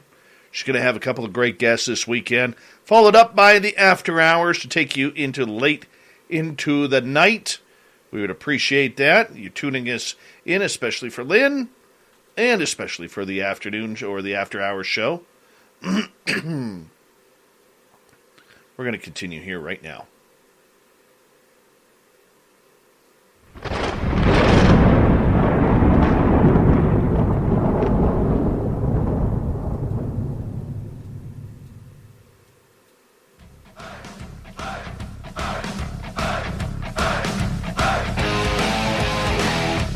We pass the halfway point of Spaced Out Radio tonight.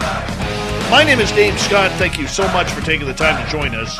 We really do appreciate it. I want to remind you that if you missed portions of this show or others, check out our free archives by going to youtube.com/Spaced Out Radio. Just do us the favor, hit that subscribe button. Our website is spacedoutradio.com. We have a plethora of features for you. Rock out to Bumblefoot, read Shirky Poo's Newswire, check out our swag as well. Follow us on Twitter at Spaced Out Radio, Instagram at Spaced Out Radio Show, and on TikTok at Spaced Out Radio. Here's Geraldine Orozco for the final time tonight. The Spiritual You continues on the mighty SOR, Geraldine's website, GeraldineOrozco.com. And right before the break, Newfie asked a question about, what can we take away from our time on Earth to bring to the eternal realm? And you wanted to continue with that. Yeah, so just to answer it simply, it's experience. It's creation. It's exploration of creation. And through the exploration of creation is how we move. It's a movement of the whole. The entire multiverse, the universe is moving, and that movement is creation, it's experience, and we're existing in that.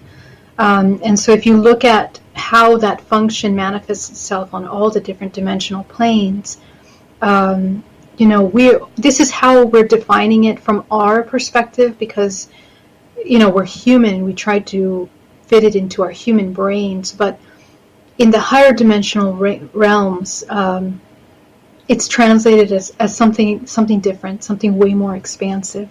But in our mind, it's to experience and to evolve. All right, let's move on to another one. John Music says, "Wonderful to meet you, Geraldine. What can be done to make so great to meet you? What can be done to make the powerful tech companies to fully support and believe in this global non-human reality disclosure movement? Do they believe? Can't they help us?" That is a very interesting question. So nice to meet you, John.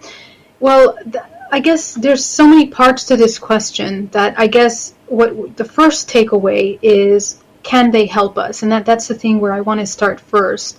The idea that we need help. The thing is essentially that we don't need help from anyone, from anything outside.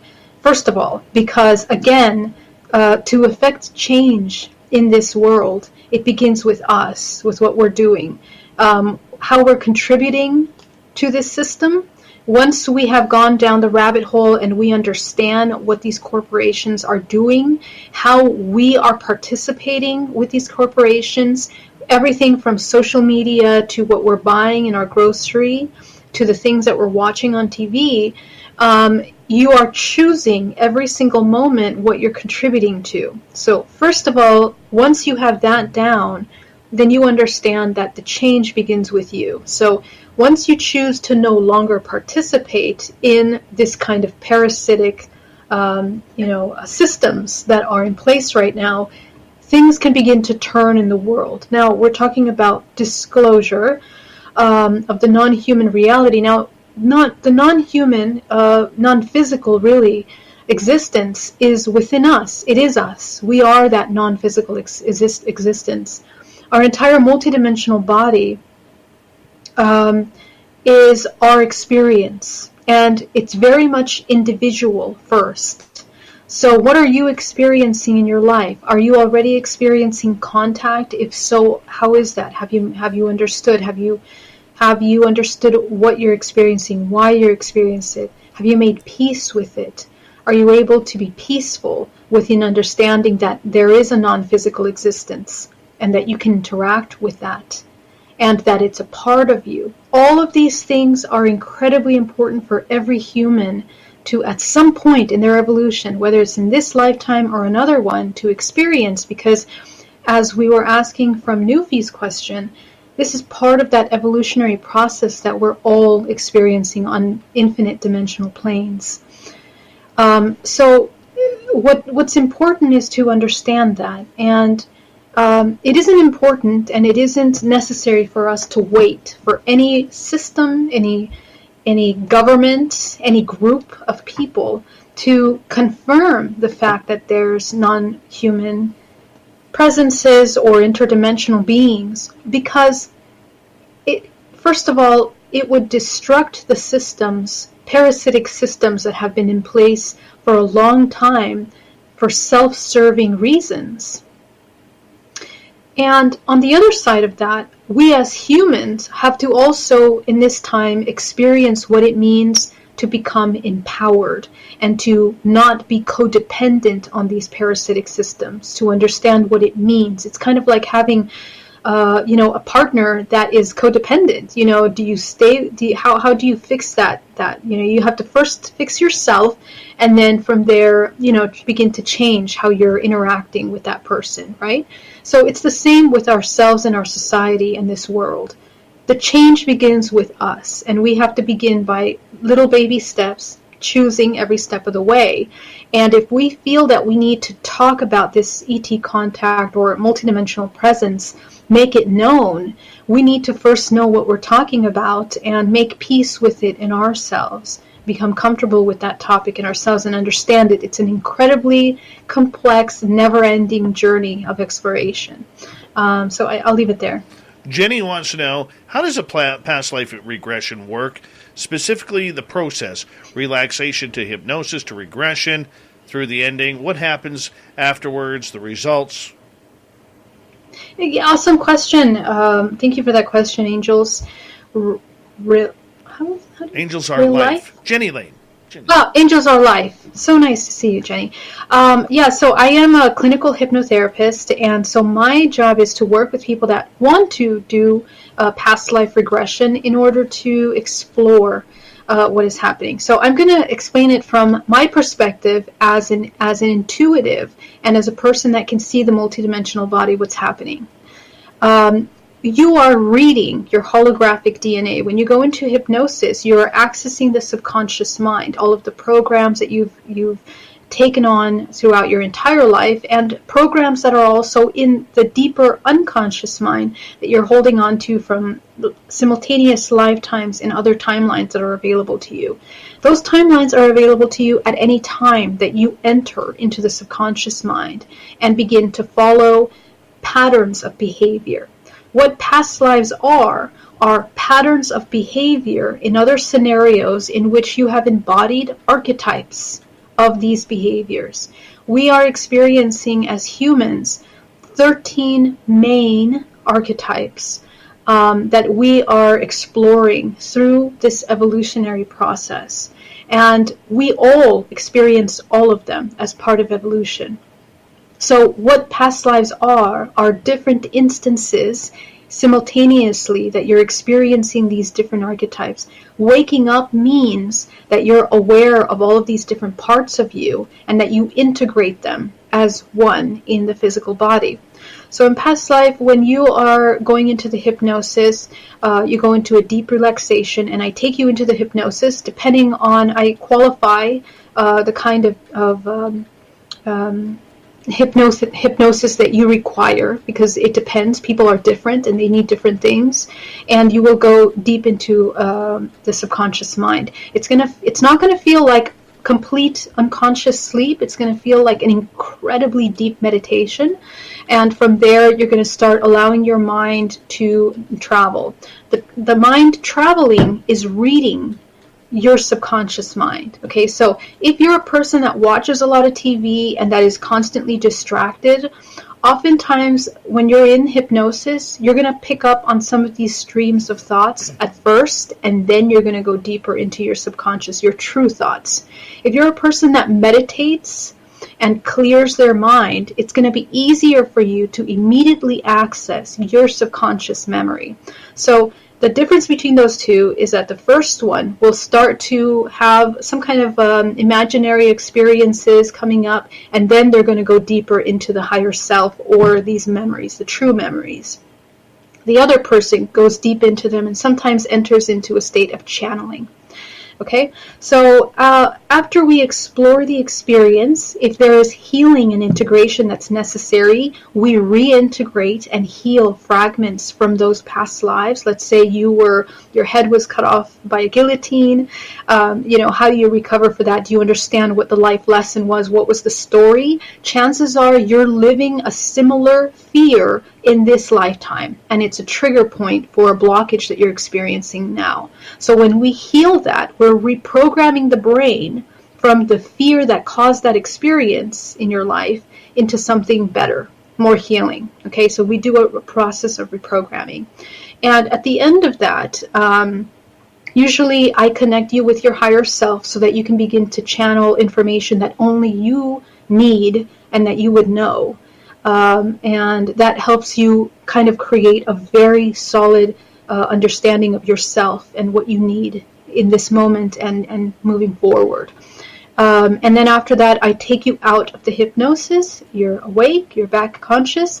You have a recording of the hypnosis, because sometimes people that are less aware of themselves, they won't remember anything. They go into a somnambulous state and they won't be able to, remember. So we record it for you to replay. And it's good to replay it because anytime that you start having that trigger, because we're gonna outline all those triggers, you come in with questions, then you can re-listen to that to understand how to heal from that. And this is really something that's productive for your life. So it's a really incredibly powerful tool. And people have healed themselves, people have changed their lives, people have, it's very productive. So, yeah, that's what it is. All right, let's get to Obi here. Geraldine, I've had a meditation breakthrough where I felt people and beings around me. It felt positive. Now when I feel them, I have fear, and it makes my skin crawl. How do I get rid of this fear? Interesting. So take a look at the fear. What is it that actually makes you afraid? So at first, when you felt the people around you, what were you picking up? And I want you to notice if what you are picking up is something that you are feeling, or is it something that you picked up from the entity and being. Remember that you might be picking something up from the environment, but also that subconsciously it's a match to something that you feel deep within you. So you need to first differentiate what was the entry point of that emotion, and then go deeper underneath. Okay, so underneath that fear, sit with that fear, locate it on the body. Where are you holding on to the fear? Some of you might be in the chest, some might be in the solar plexus. Wherever it is, check it out in your body. There's no wrong place. Focus on that part of the body and be present with that fear. And have a pen and paper next to you, and I want you to jot down when you sit with that fear, what are the emotions and thoughts that come up? Whatever it is, don't judge what it is. And from those emotions, begin to notice, you will be able to understand the fear better, okay? And it'll help you understand why it was triggered, what are some past life triggers or memories or experience in this lifetime that have triggered that fear. And you will also, a lot of times, begin to have a clearer image of what it is you actually experienced in that moment, because you will remember more. The fear usually blocks you from seeing what's really being experienced in that moment. And oftentimes, just that alone can help dispel any kind of perceptions of fear around that experience, okay? So that's something that you can do to get rid of that fear. And remember, again, that nothing is separate. Fear can only occur when we think that we're separate. But this experience, this being, is as much as a part of us, okay, as we are of it. It's a mirror. It's an aspect of ourselves. So see it as yourself, and then you'll be able to kind of understand it better, okay? All right, perfect. Larry is asking, I have asked for contact and have felt a presence, and then I get terrified and the presence leave. How can I get over my fear? Excellent question, and this is something that I've experienced myself. how did I overcome this experience? Number one, what is it that you're afraid of? Okay, I want you to ask yourself, what is it that you're afraid of when this contact comes? Is it that we feel that we don't have control? Is it that we're afraid that something is more powerful than us? Take a look at what that is and work with those thoughts. Just acknowledge them, and work with being okay with not being in control. This is the key to this kind of a fear, and you can do so every day. So as soon as you wake up, ask yourself intuitively, what should you eat? Do you need to grab a banana, or do you need to go make some, eggs or some whatever it is you need to do? So intuitively. And I want you to just completely surrender. Whatever the first thing comes to your mind, do it. And, I want you to practice that a couple days. That practice alone will help you trust yourself. Because ultimately, when we're afraid of something outside that we can't control, it's because we're afraid we can't trust ourselves. We feel that we're not able to protect ourselves, we're not good enough, we're unworthy, or we're going to be disempowered in those situations. And whatever it is that you're encountering, that's a lie. Because again, everything begins and ends with us. It's based on our vibrational frequency, even our contact. So if you're fearful in contact, your experience will be perceived as fearful. If you're empowered and joy and love and happiness, and you have this experience, this perception of that experience will be a lighter, will be more pleasant experience. So you need to understand that really, really deep in you and begin to help yourself. Train yourself daily to surrender. And that will help create trust. Next time you sit down to have this contact experience, it will be just another experience that you're observing. Your core is strong, you're aware of yourself, and you're not feeling disempowered or helpless. That's very important. Thank you for that question. The topic of fear keeps coming up with a lot of people because we do hear a lot about the negative experiences that have happened to many of us out there. People are bad. Not everybody on this planet is an exemplary byproduct of quality humanity. You know what I'm saying? So how can we expect everybody from the stars or wherever they're coming from to be just as high quality as us, correct? So my question to you, and please note the sarcasm in what I was saying there, my question to you is this: how do we break that overall stigma that anything extraterrestrial has? Mm-hmm. Yeah, and again, and I think we need to kind of look at it because we are not that exemplary and high vibration. We're not. We're simply not. We can imagine or hope that we are, and we can even have a fantasy that we are completely high vibrational beings, but we literally are all the ranges. And the more integrated you are, the more you are accepting that as a fact of yourself. So it's the same with this ET contact. We are experiencing all kinds of things in our dream state. When you're unconscious, you have no idea what's happening to you.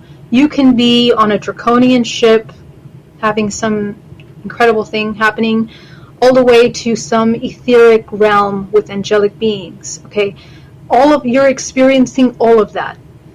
Your perception of how you see yourself, whether as helpless, disempowered, or empowered, makes the difference of how you translate what you're bringing in and what you're recalling.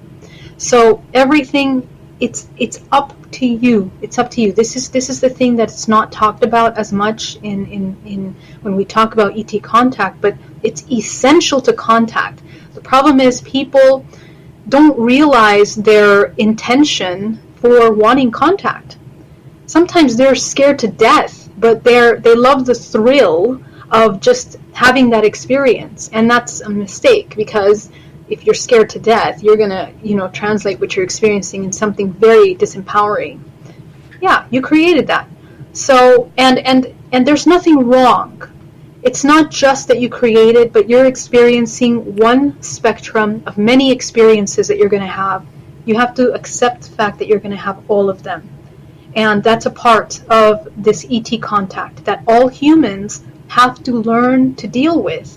when we're dealing with the non-physical, whether it's angels, ghosts, or ETs. We need to learn how to be in that unknown.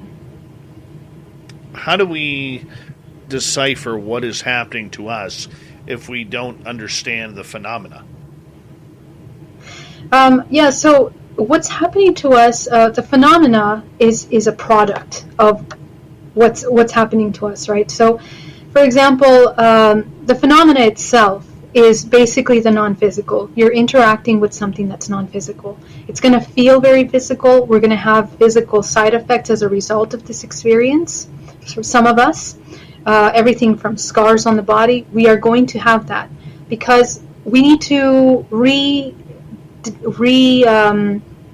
redefine what non-physical means. Non-physical doesn't mean it doesn't exist and you're imagining it. Non-physical means that it's happening on another dimension and it's affecting all dimensions, from the physical to the highest level. So, how do we decipher that? Is that we need to first understand that this kind of contact experience, we're going to feel it in the physical, and it's important to reintegrate from that. So first, accepting the contact, understanding your intention, accepting what you're experiencing without judging what you're experiencing, and then having a willingness to explore beyond what you're experiencing, even if you judge it as something negative at the beginning. We need to move beyond that. It's just an experience. This is part of learning and growing. And you're a child, and you're raising your child. You can't protect them from everything. Eventually, they're going to experience things that are negative. So we're like that too, as these adults or whatever age we are, when dealing with the unknown. We're like children. So we have to experience all the ranges of it. That's what this phenomena is about. And there is no victimization in this. Okay, there's many levels of understanding, but I'm here to say that we are not victims of anything. We create everything. And even these aspects that are darker, that's us. We have that darkness within that. It is our most primal and our shadow self that we ourselves have a hard time dealing with. We're experiencing. So it's just a part of experience. We have 90 seconds left with you tonight on the show, and I want to say thank you so much for returning to us for another year of the Spiritual You, and my fondest thank yous to you.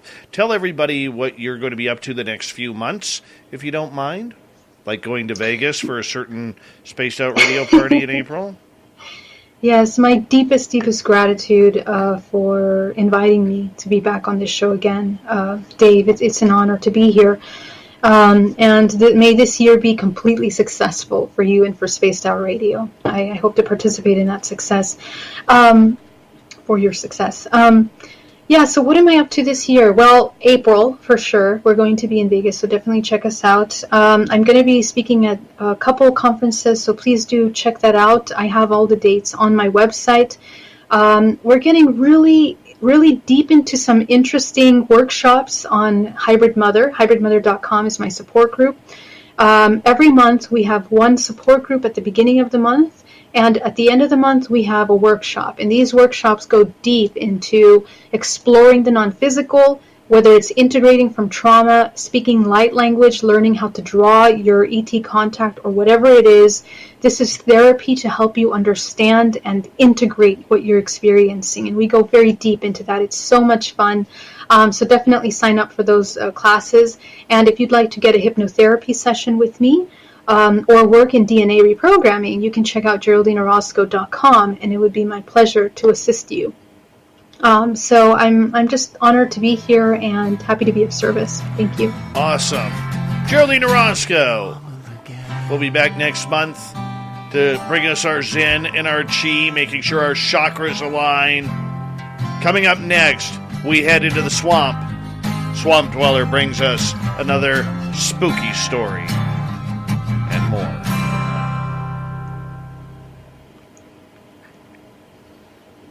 And we're clear. Oh, David, thank you so much for an amazing show as always. I love you too. I will see you soon. Have an amazing month. And bye to everybody. Much love to you guys in the chat. I am a big fan of the new hairdo. Very big fan. Oh, well, thank you. I'm so happy to hear that. Yes. Yeah. Oh. I'm a little jealous. It looks better than mine. Oh No, my it does. gosh. Well, It maybe you does. need to flat iron yours for I will just in Vegas. experimenting. I will in Vegas. Okay, I'll bring my flat iron then. Please do, because remember in San Francisco, I had to run out to get my hair flat ironed before the conference started. Yes. Now I'll do it for you. See? All right. Much love, my All friend. right. Mwah. Much love. Take care. Bye. Bye-bye. You too. Love me some Geraldine Orozco. Love her. Hi, gorgeous Melissa Nicole. How are you? We're heading to the swamp next, people. I think I got all the tech issues out of the way.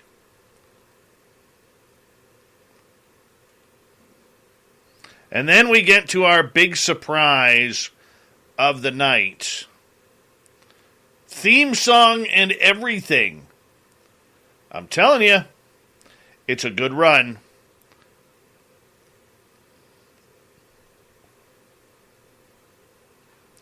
Let me tell you about something about Geraldine. The way she is on this show is the way she is in person. There's no trickery. There's no looking at anything different. Okay, what you see is what you get, and literally, there's no bullshit there whatsoever.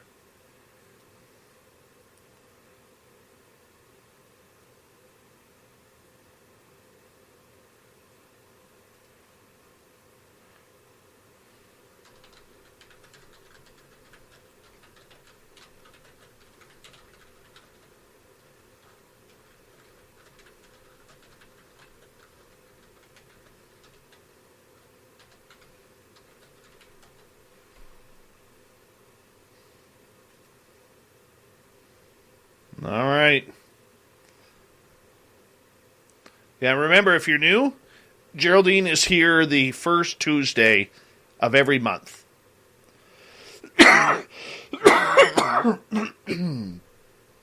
First Tuesday every month.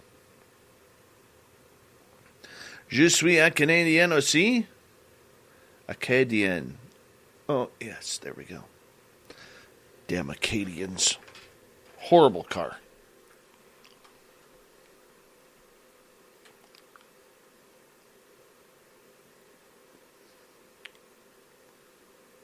Geraldine is one of my favorites. Yeah.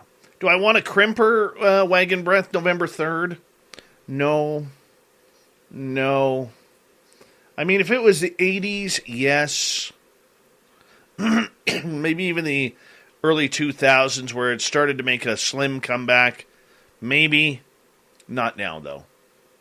Just a nice flat ironing.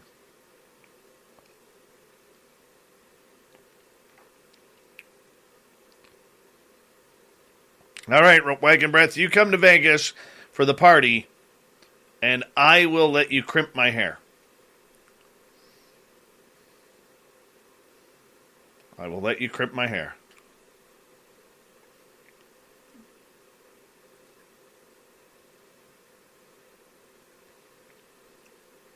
November 3rd.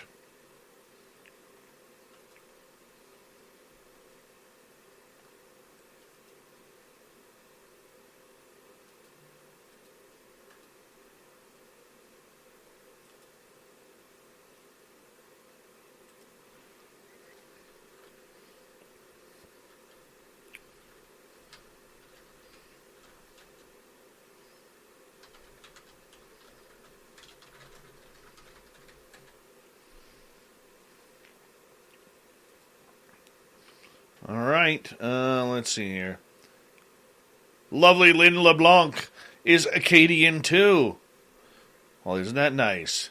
Vive l'Acadie. Michael Gutierrez, what's happening, man? Gonna have twins in May. Oh my goodness. You must be huge. How's your wife doing? Is she doing okay? With you carrying the twins?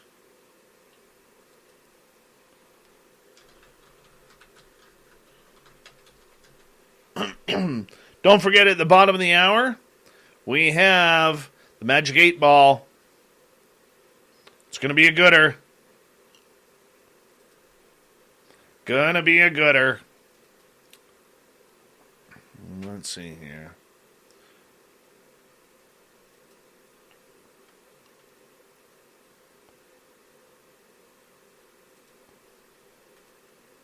We got about 90 seconds. Big thank you to Cat Chaser ×2, Flat Earther, Obi, and John for the awesome super chats tonight. Thank you so much. Really do appreciate that.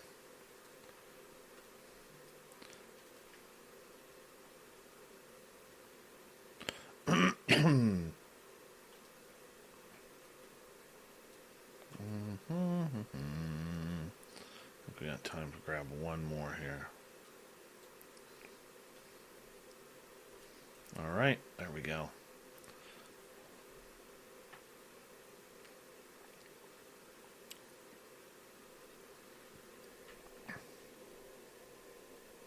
Thank you, Wagon, to adding to the super chat. I appreciate that, my beautiful friend.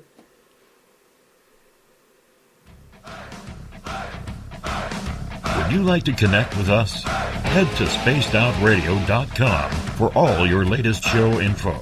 Now, back to Dave Scott and SOR. Here we go with the third and final hour of Spaced Out Radio tonight. My name is Dave Scott. Thank you so much for taking the time to join us. We really do appreciate earning your listening ears wherever you are on this beautiful planet we call Earth. Hello to everyone listening in on our terrestrial affiliates around North America and digitally on TalkStream Live, Revolution Radio, and KPNL. All of our archives are free. Go to youtube.com/Spaced Out Radio. Do old Davey the favor. Hit that subscribe button. The Desert Clam has set the password for tonight in the SOR Space Travelers Club. Palimpsest. Palimpsest is your password. Use it wisely, Space Travelers, as the Clam sets a password each and every night right here on Spaced Out Radio. Our website, spacedoutradio.com. We have a plethora of features for you. Rock out to Bumblefoot, read Shirky Poo's Newswire. Check out our swag as well. Follow us on Twitter at Spaced Out Radio, Instagram at Spaced Out Radio Show, and now on TikTok at Spaced Out Radio. Here comes the Swamp Dweller as we prepare to enter the swamp nightly on Spaced Out Radio in this dark, dirty road in a segment we call The Swamp. Hi, Spaced Out Radio listeners. This is Swamp Dweller. It's time for your nightly dose of spookiness on the show. If you have an interesting encounter or a spooky... And why did that die again? Well, let's get right to the show. Here, let's get right to it. This happened when I was a lot younger. I think I was about 20, and back then, I would often go into the mountains to hunt. By the time night fell, I would set up in a small clearing. I was adding more wood to the fire, and resting at the entrance of my tent was my hunting rifle. I had just reloaded it and cleaned it. I got up to gather some more wood when I heard a noise behind me. I turned around to face the sound, and I saw that my rifle was now missing. A shadowy figure was running towards the trees with something long in its hands. I knew that it must be my rifle. I gave chase, but there was too much distance between us. The shadowy figure slipped into the darkness of the forest. I have no idea why I chased him since he did have a gun, and I did not. The guy was dressed entirely in black, and whatever he was wearing looked like fur. For a moment, I thought that it might even be a human. The way it was running was kind of odd, though. It kind of leaned forward, with its arms seeming to be a little long. Whatever it was, it looked like it had lived out here in the mountains. It looked feral and far too big. I had no choice but to run back to my campsite. I felt incredibly uneasy. There were lots of my possessions lying around. He could have taken anything of value, but he didn't. He just took the gun. While I thought about that fact, a chill raced up my spine. I didn't know how much danger I was in at the time, and I was alone in the woods at night. There was a pitch black darkness all around me. Clouds had covered up the moon. There was no way that I was going to be able to sleep that night. I decided to extinguish the campfire. I didn't want to remind this guy of my location. I planned on getting out of the woods as soon as the sun began to rise. I didn't want to be out there walking around in the dark. I grabbed my hatchet, kept it in my hand, and waited for the morning to arrive. Thankfully, the night was uneventful and I was safe. At the first sight of morning, I quickly packed up all of my things and started back down the mountain. While I was heading down through the woods, I heard the explosive sound of splintering wood nearby. I saw a bullet hole in a dry tree trunk just a few inches away from me. I immediately thought about my missing gun and the events of last night.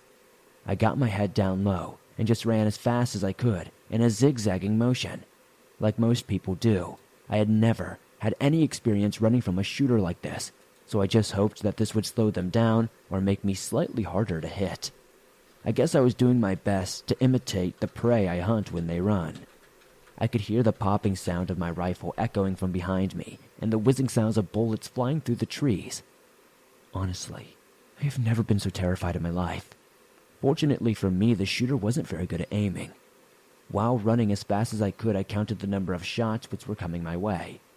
When it reached the number of bullets that I had loaded into the magazine, I basically collapsed on the forest ground. He should be out of bullets. The tension was unbearable. All I could hear was my own labored breaths. Then I silenced myself as an alarming thought crept into my mind. What if he was reloading? What if he had another weapon? I was exhausted, but I knew I couldn't take any risk. I needed to run again. Just as I was getting to my feet, I heard something heavy land next to me. It was my rifle. I looked at the barrel and it was bent. I just ran and hoped for the best. I managed to make it down the mountain and back to civilization. I haven't been hunting since. I totally fell out of love with it. Man, gotta love the Swamp Dweller. Gotta love him. That's what we do here on each and every night here on Spaced Out Radio. Bring in our good friend Swamp Dweller, so make sure you head on over to his YouTube channel and hit that subscribe if you do not mind. We would greatly appreciate it. All right. We have a brand new feature for you here tonight on Spaced Out Radio, and we think you're going to enjoy it, both on the YouTube side and on the radio side. It's called Dave versus Dave.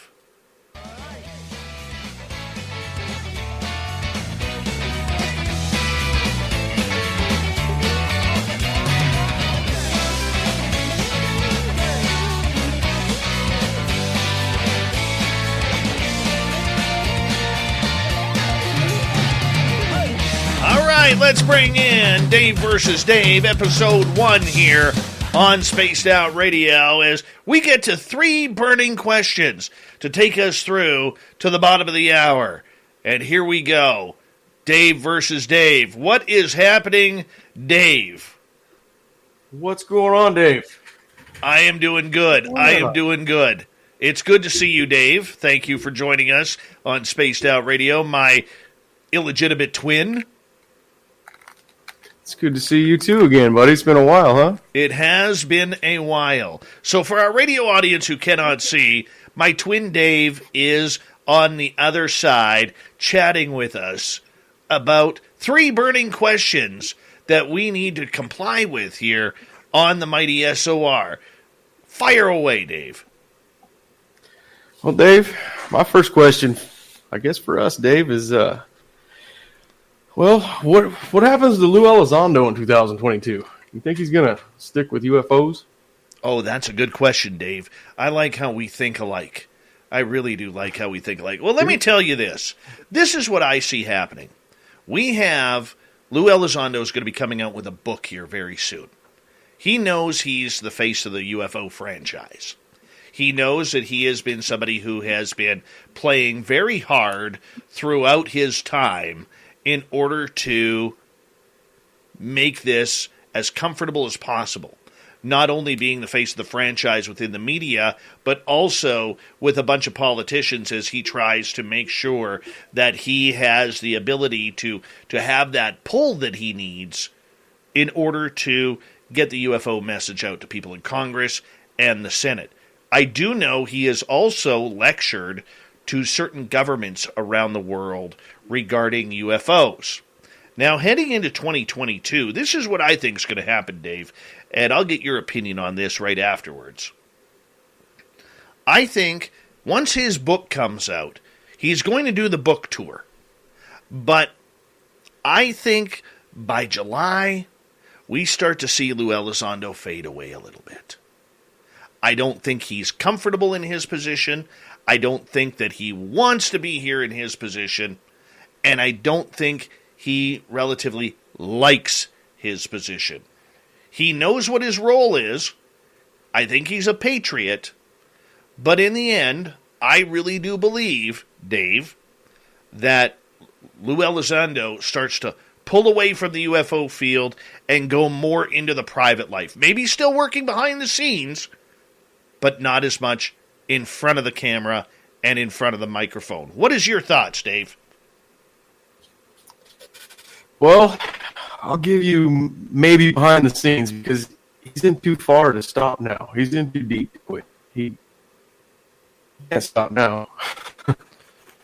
If he stops now, we might lose some information. Your signal is cracking up a little bit there. Oh, no. Is your cabin okay, Dave? Is your cabin okay? I'm not sure. Carl might be out the window. How's the snowfall? It's getting thick. It's getting thick if I'm losing my signal. All right. You have another burning question here. Yeah. Well, what's your biggest concern about ufology coming this year? What do you think is going to be coming for that this year? Well, this is what I think is going to happen in 2022. I think we're going to see this subject become very political. And where it's really going to take off is we are going to see it become very political around when that first NDAA report is supposed to come out. This is where the Pentagon and all the alphabet agencies in June are supposed to report every 6 months what they have found regarding UFOs and UAP. And I believe that first report is going to be so bland, blander than hospital food, that we are going to be disappointed and the government officials are going to be like, that's it? And the UFO crowd, especially on UFO Twitter, Dave, is going to be like, really? That's it? And I think we're going to see this become highly politicized. Online, the mainstream media is not going to care about this. Even after all the big news that they have seen, Dave, and I mean, you were a journalist for 10 years. Literally, they haven't picked up this subject. Sure, a few outlets have. We've seen the reports of the New York Times, Tucker Carlson on Fox. We've seen Politico and The Hill write articles about it and continue the pressure on there. Heck, even TMZ. But TMZ is not going to get the job done as much as a CNN, a Fox, a New York Times, an LA Times. And remember, it's really only been the New York Times that has been breaking these UFO stories. It hasn't been the Chicago Tribune. It hasn't been the Washington Herald. It hasn't been the LA Times. None of the other major newspapers haven't done it. They haven't dug in deep on this subject. So I think we're going to see this more politicized. It's all going to be about technology. I see another year where we are going to have a number of people going through this subject and saying, we need disclosure. But disclosure is not happening. It's not happening at all, Dave. Not happening at all. And I feel it's going to be a very disappointing year because we're not going to get any videos. I'd be surprised if we see another video on UFOs. We may get some grain. We may get some out of focus, Bigfoot that looks like, I don't know, Santa Claus flying through the sky on Christmas Eve. But I don't think we are going to get into anything major. And I think this is how they start to shut down the public's knowledge on this. I think the United States military has got egg on their faces regarding this subject. They don't like that. They like to be the premier force of the world and of their country. There's a lot of bragging rights that go along with that. And I just do not see, Dave, this pushing any further. How are you feeling on it? I'm going to have to agree with us on that one, Dave. 100%. We're not going to see no more pictures like we have seen in the past. That's not coming no more. No. Why would they? There's enough people that are seeing stuff and taking pictures that are putting them out there that they're not going to be willingly showing us any more stuff. That's how I feel. You're absolutely right on that, Dave. Your brilliancy is exceptional tonight. Exceptional. And the fact that you have the ability, dude, to be able to pick that out, that the government doesn't want any more videos released. That's why we're not getting any. Sure, Jeremy Corbell had his little run of videos there for last summer. But I don't think we're getting anything more, man. I don't think we're getting anything more, and I agree with you on that because they really, really, Dave, do not want this going public. Any more questions you have for me tonight? Well, maybe one more. All right. I know you don't talk a lot about the paranormal, but what excites you right now about it? If you had to pick something right now on the paranormal, what excites you about it? Well, I'm going to tell you this because usually I ride the paranormal pretty hard. I don't really like it. I think it's a field that is made up of mainly a bunch of people wanting to have fun. I don't think, like when somebody comes up to me and says they're a serious paranormal investigator, I almost want to laugh. I do. And I feel bad in saying that, but it's like soccer. I don't take it seriously. How can you take it seriously? Sure, there are those that you literally take, you take their word for it. Ross Allison, Jacob Rice, a Merle, David Weatherly, people along that ilk. But for the most part, I mean, look at the world out there. If you're listening in and you know something about the paranormal, 95% of the people are there for the thrill. They just talk big and talk tough. They're like the soccer player who, shoves somebody down and thinks he's going to absolutely brawl now. Like, come on. Or a fight in basketball. There are certain things that just shouldn't happen in this world. It's embarrassing. Most of the paranormal is like that as well. But I'll tell you where I have hope. This is where I have hope. And Dave, maybe you'll agree with me. Maybe you'll expand my knowledge on Dave versus Dave. But I think that the paranormal is going to win two ways this year. Number one, I think that a lot of people are realizing that this is fun. Going out looking for ghosts is a blast. It is something that you can do as a hobby if you have an interest, and you don't need to worry about the television shows, or you don't need to put your group together and make it the biggest, baddest team on this side of the train tracks. You don't need that. You're allowed to go out and have fun. But number two is this, man. I think we finally see people, and thank you, COVID. If there is one good thing that COVID has brought to this world, is the fact that all of these places were shut down for a long time. All of these popular hotspots, because as a host, I got sick and tired. Whoa. That was trippy, dude. I literally just had a shadow walk right in front of my screen here, over against the wall. I am goosebumping like anything right now. Holy cow.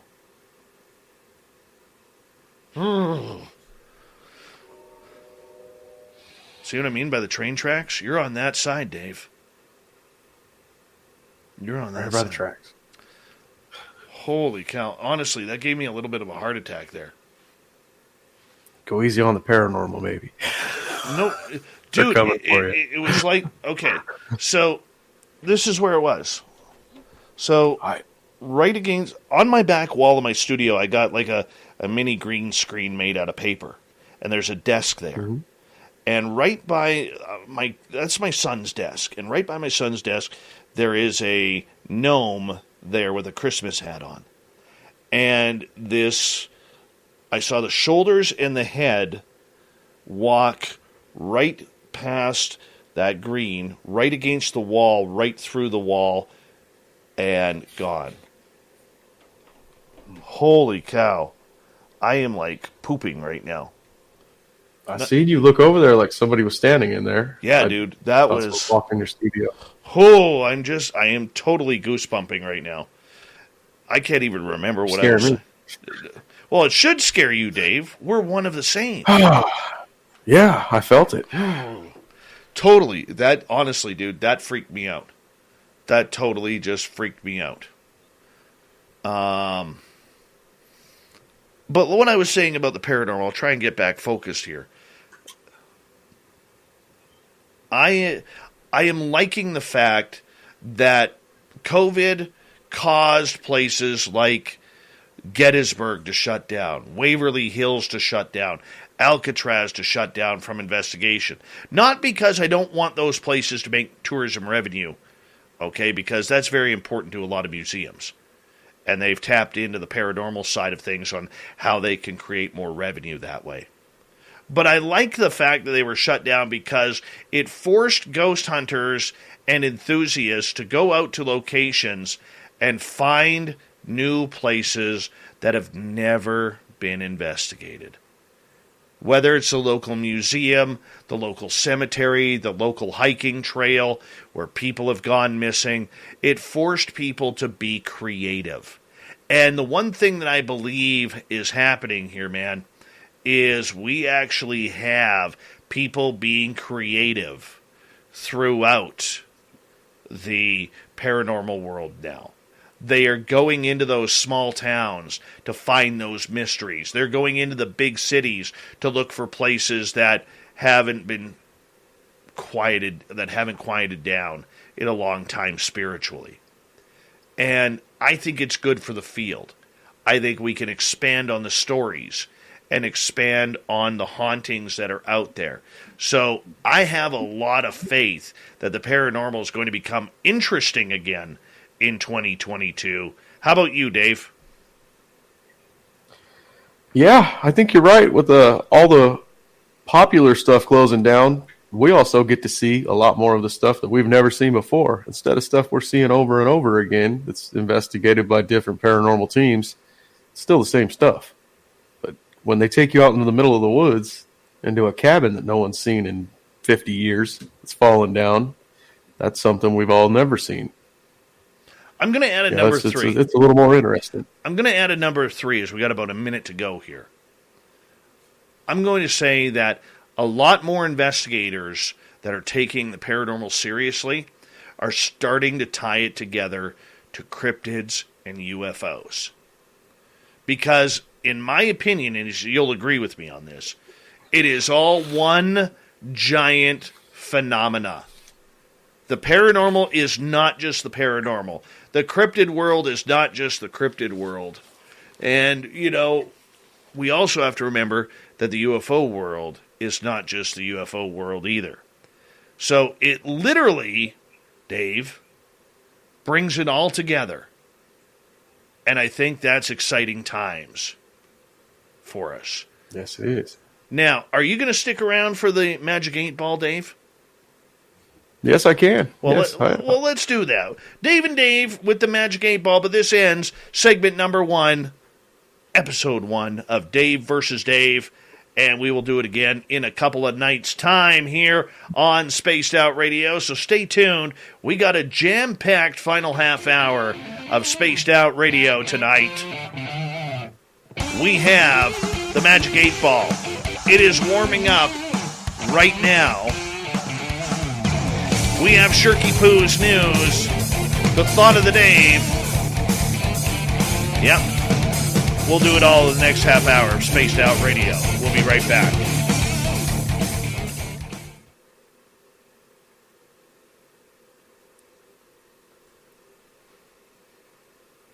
That was awesome. Good stuff, man. I hope everyone enjoyed it. I hope everybody enjoyed it too. Make sure after the show you do comment on who won. So as we get my other Dave a little bit more comfortable in this spot, because there's a lot of pressure being Dave, we will start debating a little bit more, and we will start taking each other to task a little bit more. So don't worry about that. We will get it going. You guys enjoy that? I want to see the comments here, guys. Got to make sure. I'll read some over in the comments.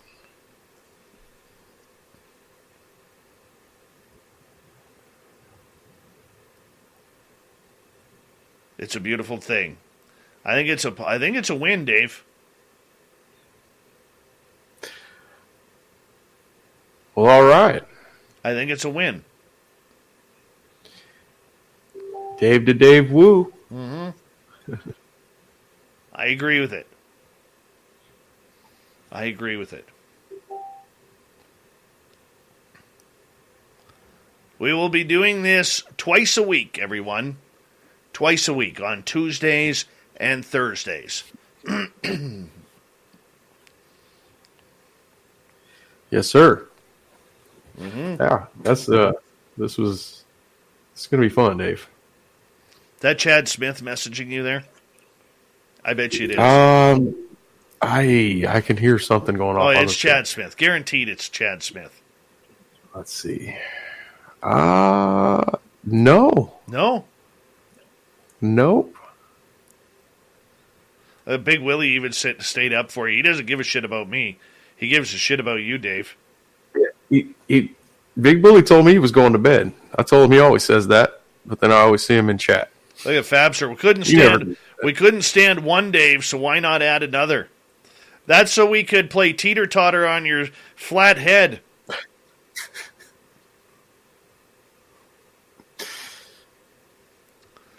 Hold on. This is awesome. Had to step away to help Hub, so I missed a lot. Who figured out that Sonny would look exactly like Dave dressed up? Who is this? Who is that beautiful genius? I must know. That is Dave. Who's Sonny? No idea who this Sonny person is. Dave came up with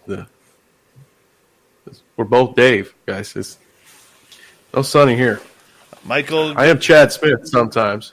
You are Chad Smith. I am Chad Smith. Knight Rider, how you doing? Sensational Sammy, nice to see you. That is a nice shirt. Thank you.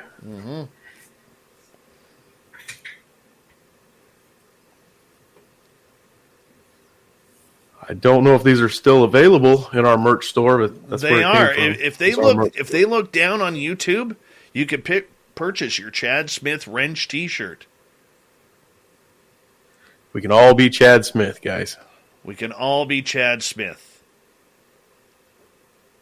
That's right. That's right. We got about 2 minutes. Dude, that was fun. It was fun. Crow Creek, how you doing, buddy? I'll get better at it.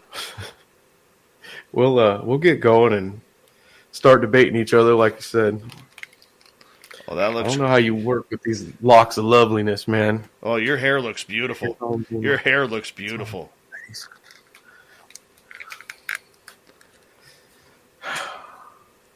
You realize the pressure's on for you to come to Vegas now.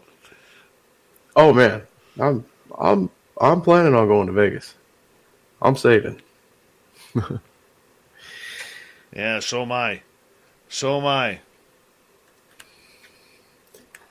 God, that's funny. That is fun.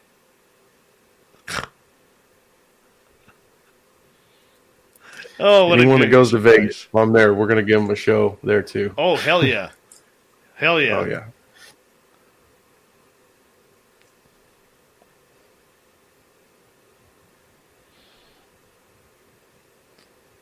For some reason, Sunsaver keeps calling you Sonny. Now, I know a Sonny. Where is Sonny? Yeah, he's at Paranormal Chop Shop. That's a good channel. He's a Him good and guy. Chad Good Smith channel. kill it over there. Yeah. He's a good guy, Yeah. good channel, but I've never met him. Only talked to him on his show a couple of times. Yeah. Yeah, I met him, but he's a good guy. I Seen heard the show. Me too, man. Me too. All right, let's do this. Thank you, Wagon Breath, Flat Earther, Cat Chaser times 2, Obie and John. Here we go.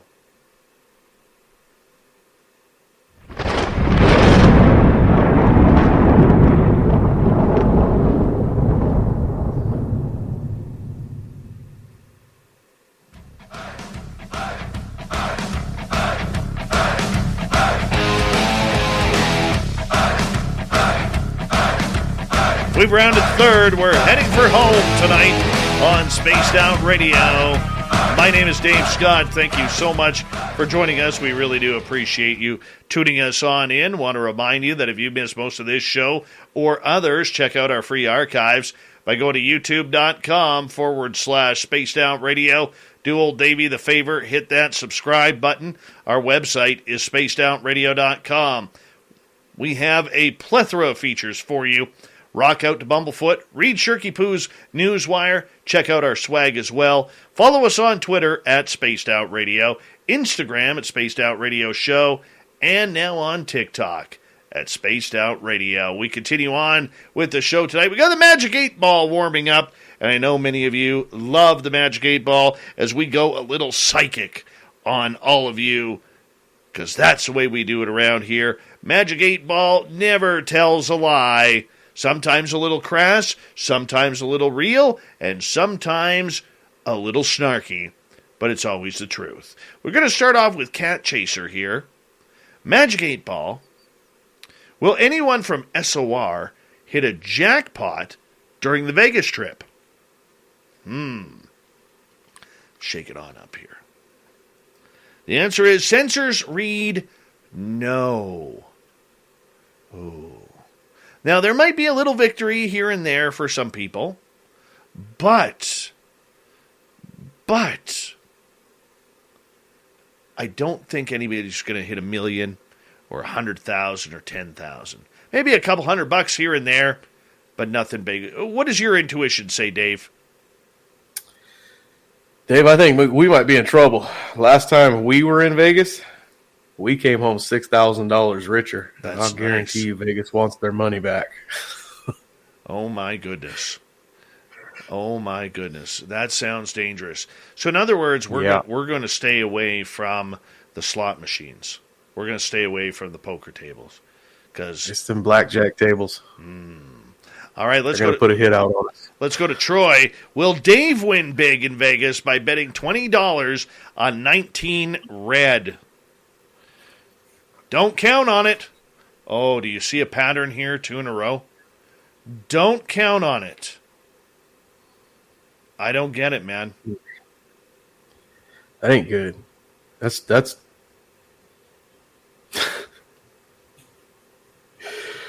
Oh, is there more bad answers than good answers in that ball? Well, I don't know. I mean, let's find out. Magic 8 Ball, do you have any high-quality answers for us? Out of fuel, try again later. There's the sarcasm. Oh, my goodness. All right. Come on, Magic 8 Ball. It is 2022, a brand new year. You got to give us something good here. Let's go to Big Willie. Magic 8 Ball, chances of both Daves and Big Willie having a shot together in Vegas. Intel looks good. Intel looks good. This is the positivity we needed here. Absolutely.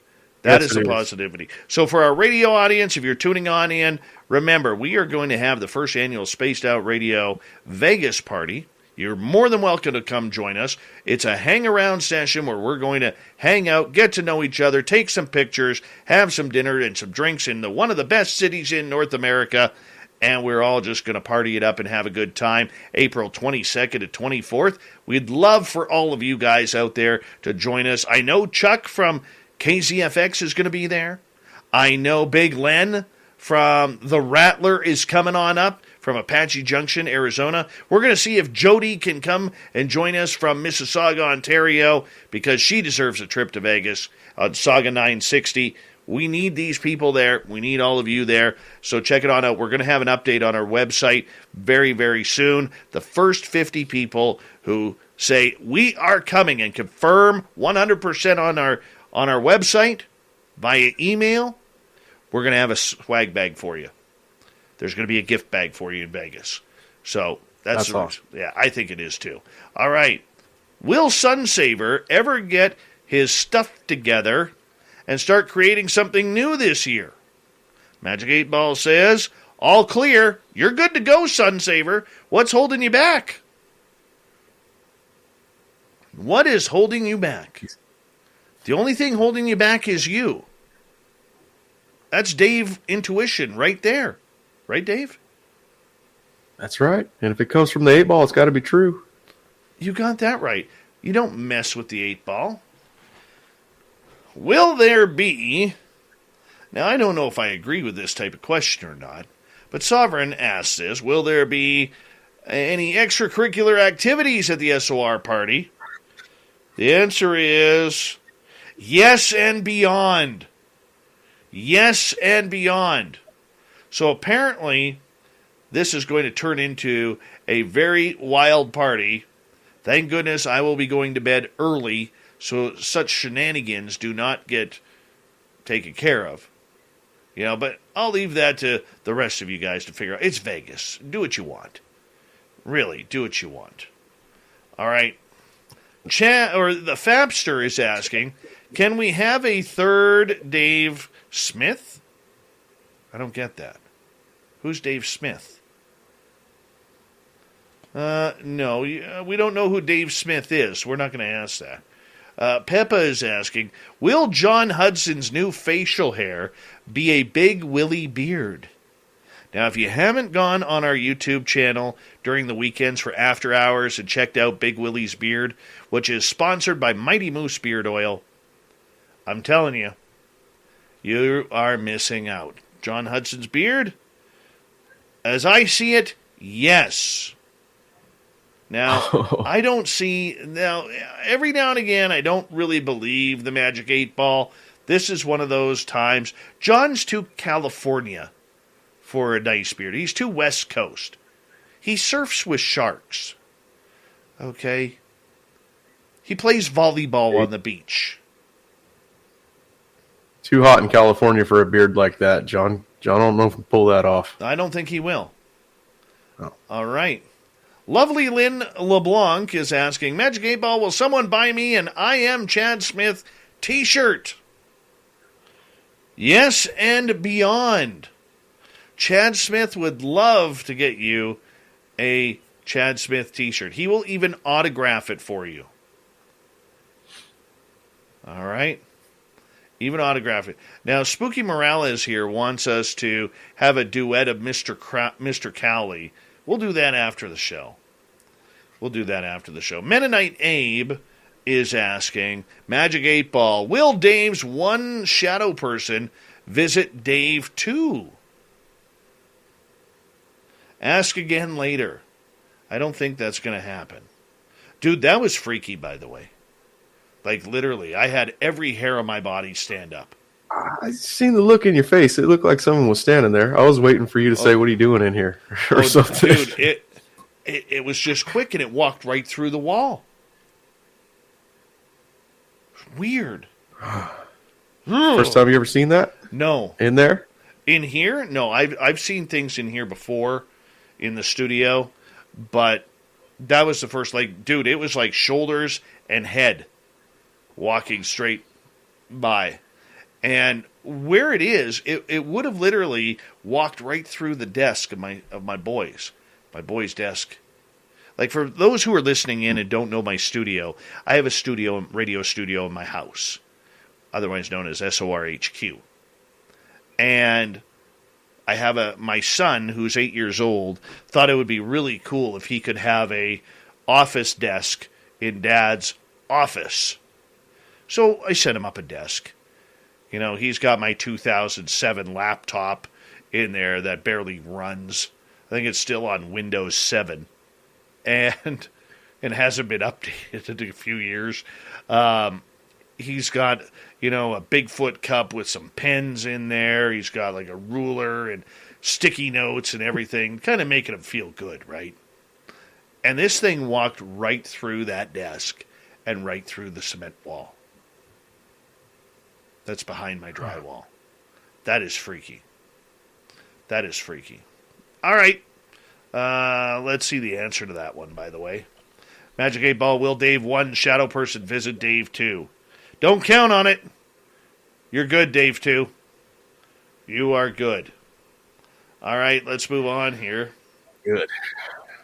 Is the shadow room or shadow gnome inside Dave's room causing electronic failures? This from Sovereign. It is decidedly so. The gnomes are acting up. That's what destroyed our control board. Yes. It was terrible when the gnomes destroyed the $2,500 paperweight now. Mm-hmm. All right. Troy is asking Magic 8 Ball, are wives going to Vegas too? I hope so. I hope so. Signs point to yes. You want to bring your spouse to Vegas? Your partner? Bring them. More the merrier. All right. If Fab goes to Vegas, according to Peppa, will the TSA make him check his head into the baggage claim? Good question. You may rely on it. Fab's head is getting checked. Definitely. Definitely getting checked. All right. All right. Nikki wants to know, will the PsyOps finally quit pestering her? My sources say no, Nikki. They want more. They want more. And they will get more. All right. Nicola, will 2022 be a better year for Nicola rather than 2021? It is decidedly so. There's some good positivity. Absolutely, you're going to have a fantastic year. Absolutely, Nicola.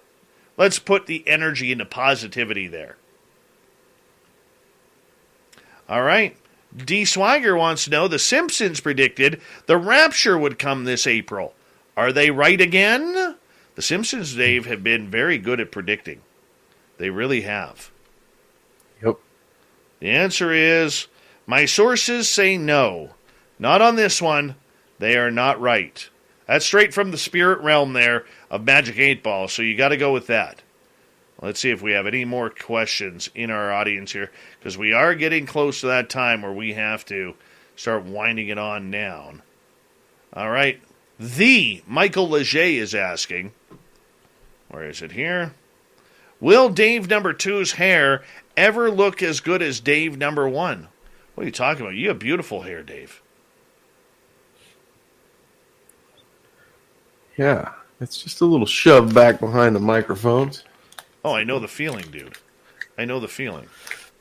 But let's see, the answer is, you have my pity. The hair looks the same. Why would you ask a question like that, the Michael Leger? The Michael Leger. All right. Let's see what else we got here. I think we're wrapped up there, bud. I think we're wrapped up for the Magic 8 Ball this week. But thank you to everybody participating there. You know, because we do have to get to Shirky Poo's news.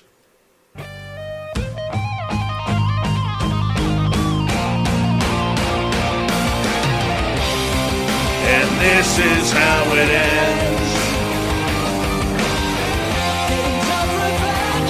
All right.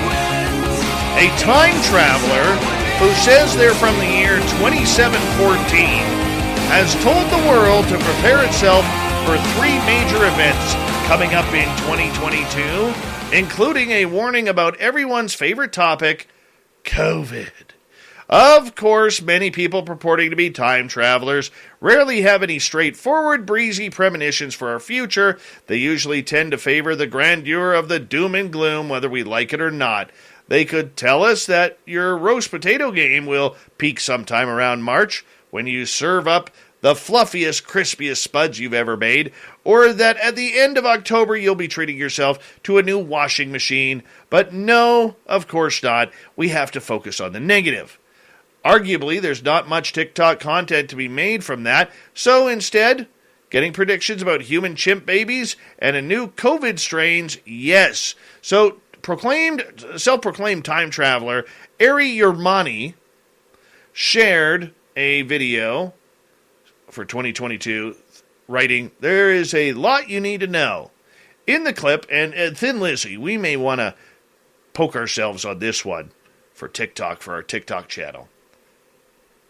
All right? At Aesthetic Time Warper. At Aesthetic Time Warper. If you want to play along on TikTok.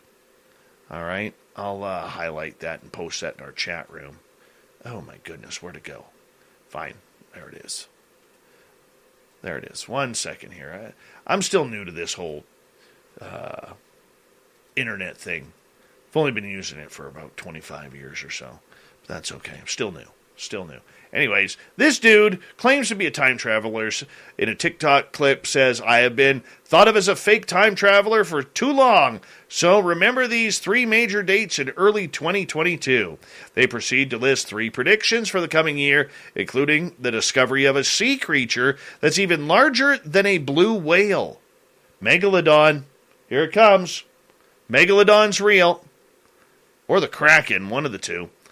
They explain that on March 11th, the first human has a child with a chimpanzee.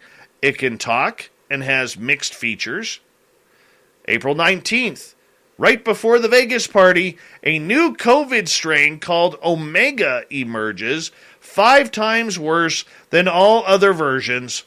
Then on September 17th, the largest creature is discovered in the ocean called the Serene Croin, over 4 times the size of a blue whale. Now, I'm not entirely sure if September counts as early 2022, but we can ignore that.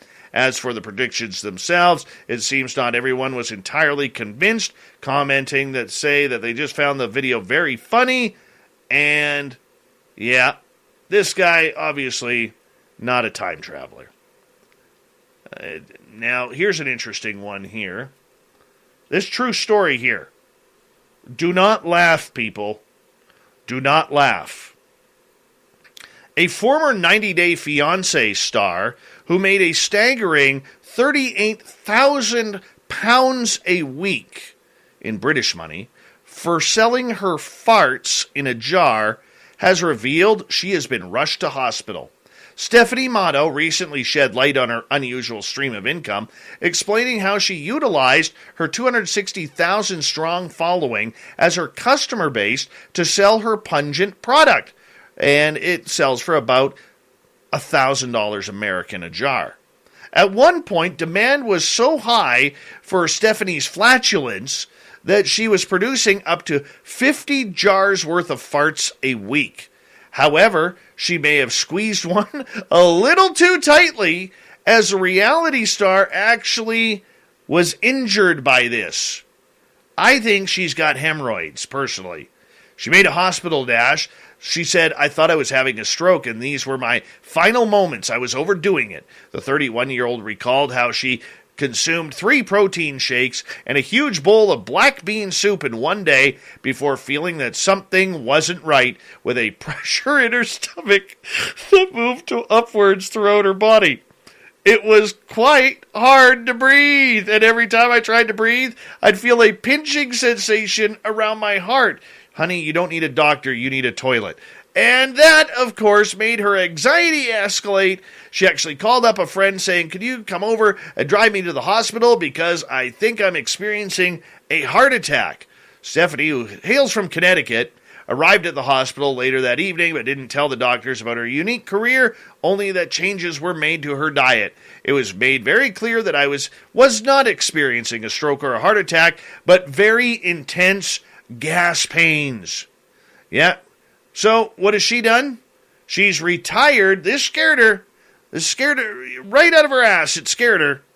All right? She's retired from selling farts in a jar, a relief to her family, but she has managed to find another unique way of making money from her followers. Yeah, they will no longer be able to have a physical fart jar of Stephanie's gas, but they will be able to purchase them as digital artworks on blockchain. My goodness. This lady is a marketing genius.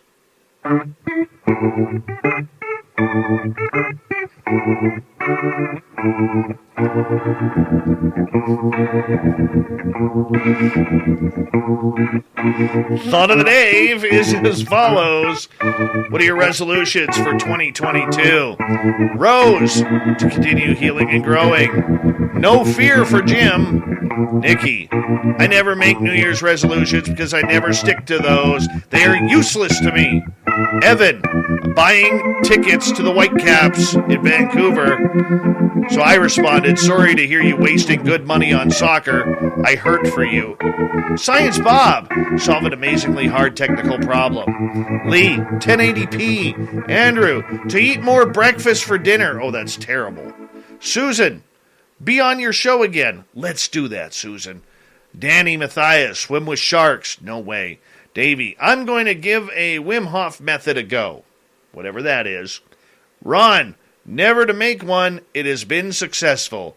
Dave, I resolved to make no resolutions. Terry, to finally master my fanning style for playing flamenco guitar. Oh, I'd like to hear that. Dave, I never make them anymore. I just try to live my best life day to day. Jaretta, to not have any resolutions ever. Eric, hold my beer and watch this. Chris, to get HD coverage of the Sasquatch 10 away eating a Kit Kat. Luis, otherwise known as the Lip Blade, catch more fish, set up offerings for Bigfoot, and be rich. Jan, show more appreciation for those in certain industries. Okay, we had to edit that one. Joe, I resolved to get off the car warranty expiration call list. And that's where we'll leave it right there. Thank you for everybody participating in the Thought of the Dave. We'll do it all again tomorrow. Thank you to Shirky Poo for the news. My twin Dave for Dave versus Dave. Swamp Dweller. And, of course, Geraldine Orozco. We got Mr. Ron Bumblefoot Thaw rocking in the background with Little Brother is Watching. Bumblefoot is the official music of Spaced Out Radio, rocking us in and out of every single show. Get your horns up for the guitar god himself. Special thanks to everybody listening in at home, at work, in your cars, wherever you may be. Thank you to everyone in our chat rooms tonight. YouTube, Twitch, LGAB, Revolution Radio, Spreaker, Facebook, the Space Travelers Club, and on Twitter at hashtag Spaced Out Radio. I know you're out there somewhere. Remember, this show is copyright by Spaced Out Radio and SOR Media Ventures Limited. Thank you so much for choosing to share your evening with us, because together, my friends, we own the night. Mr. Bumblefoot, we need a favor. We need you to take us home.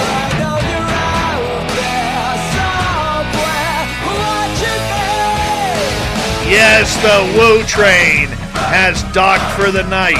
But soon, my friends, we shall ride again. Your seats are always available. Your tickets never expire. And if you want to bring a friend, we've got room for them too. Good night. Good night, guys. Thank you.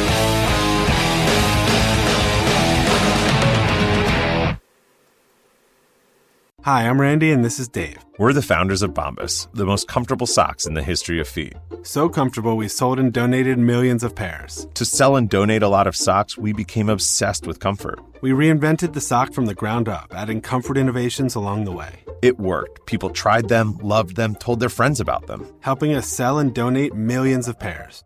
Try them now at bombas.com/comfy and get 20% off your first order. That's bombas.com/comfy. The season of giving is winding down, and Purple has one final surprise under the pillow.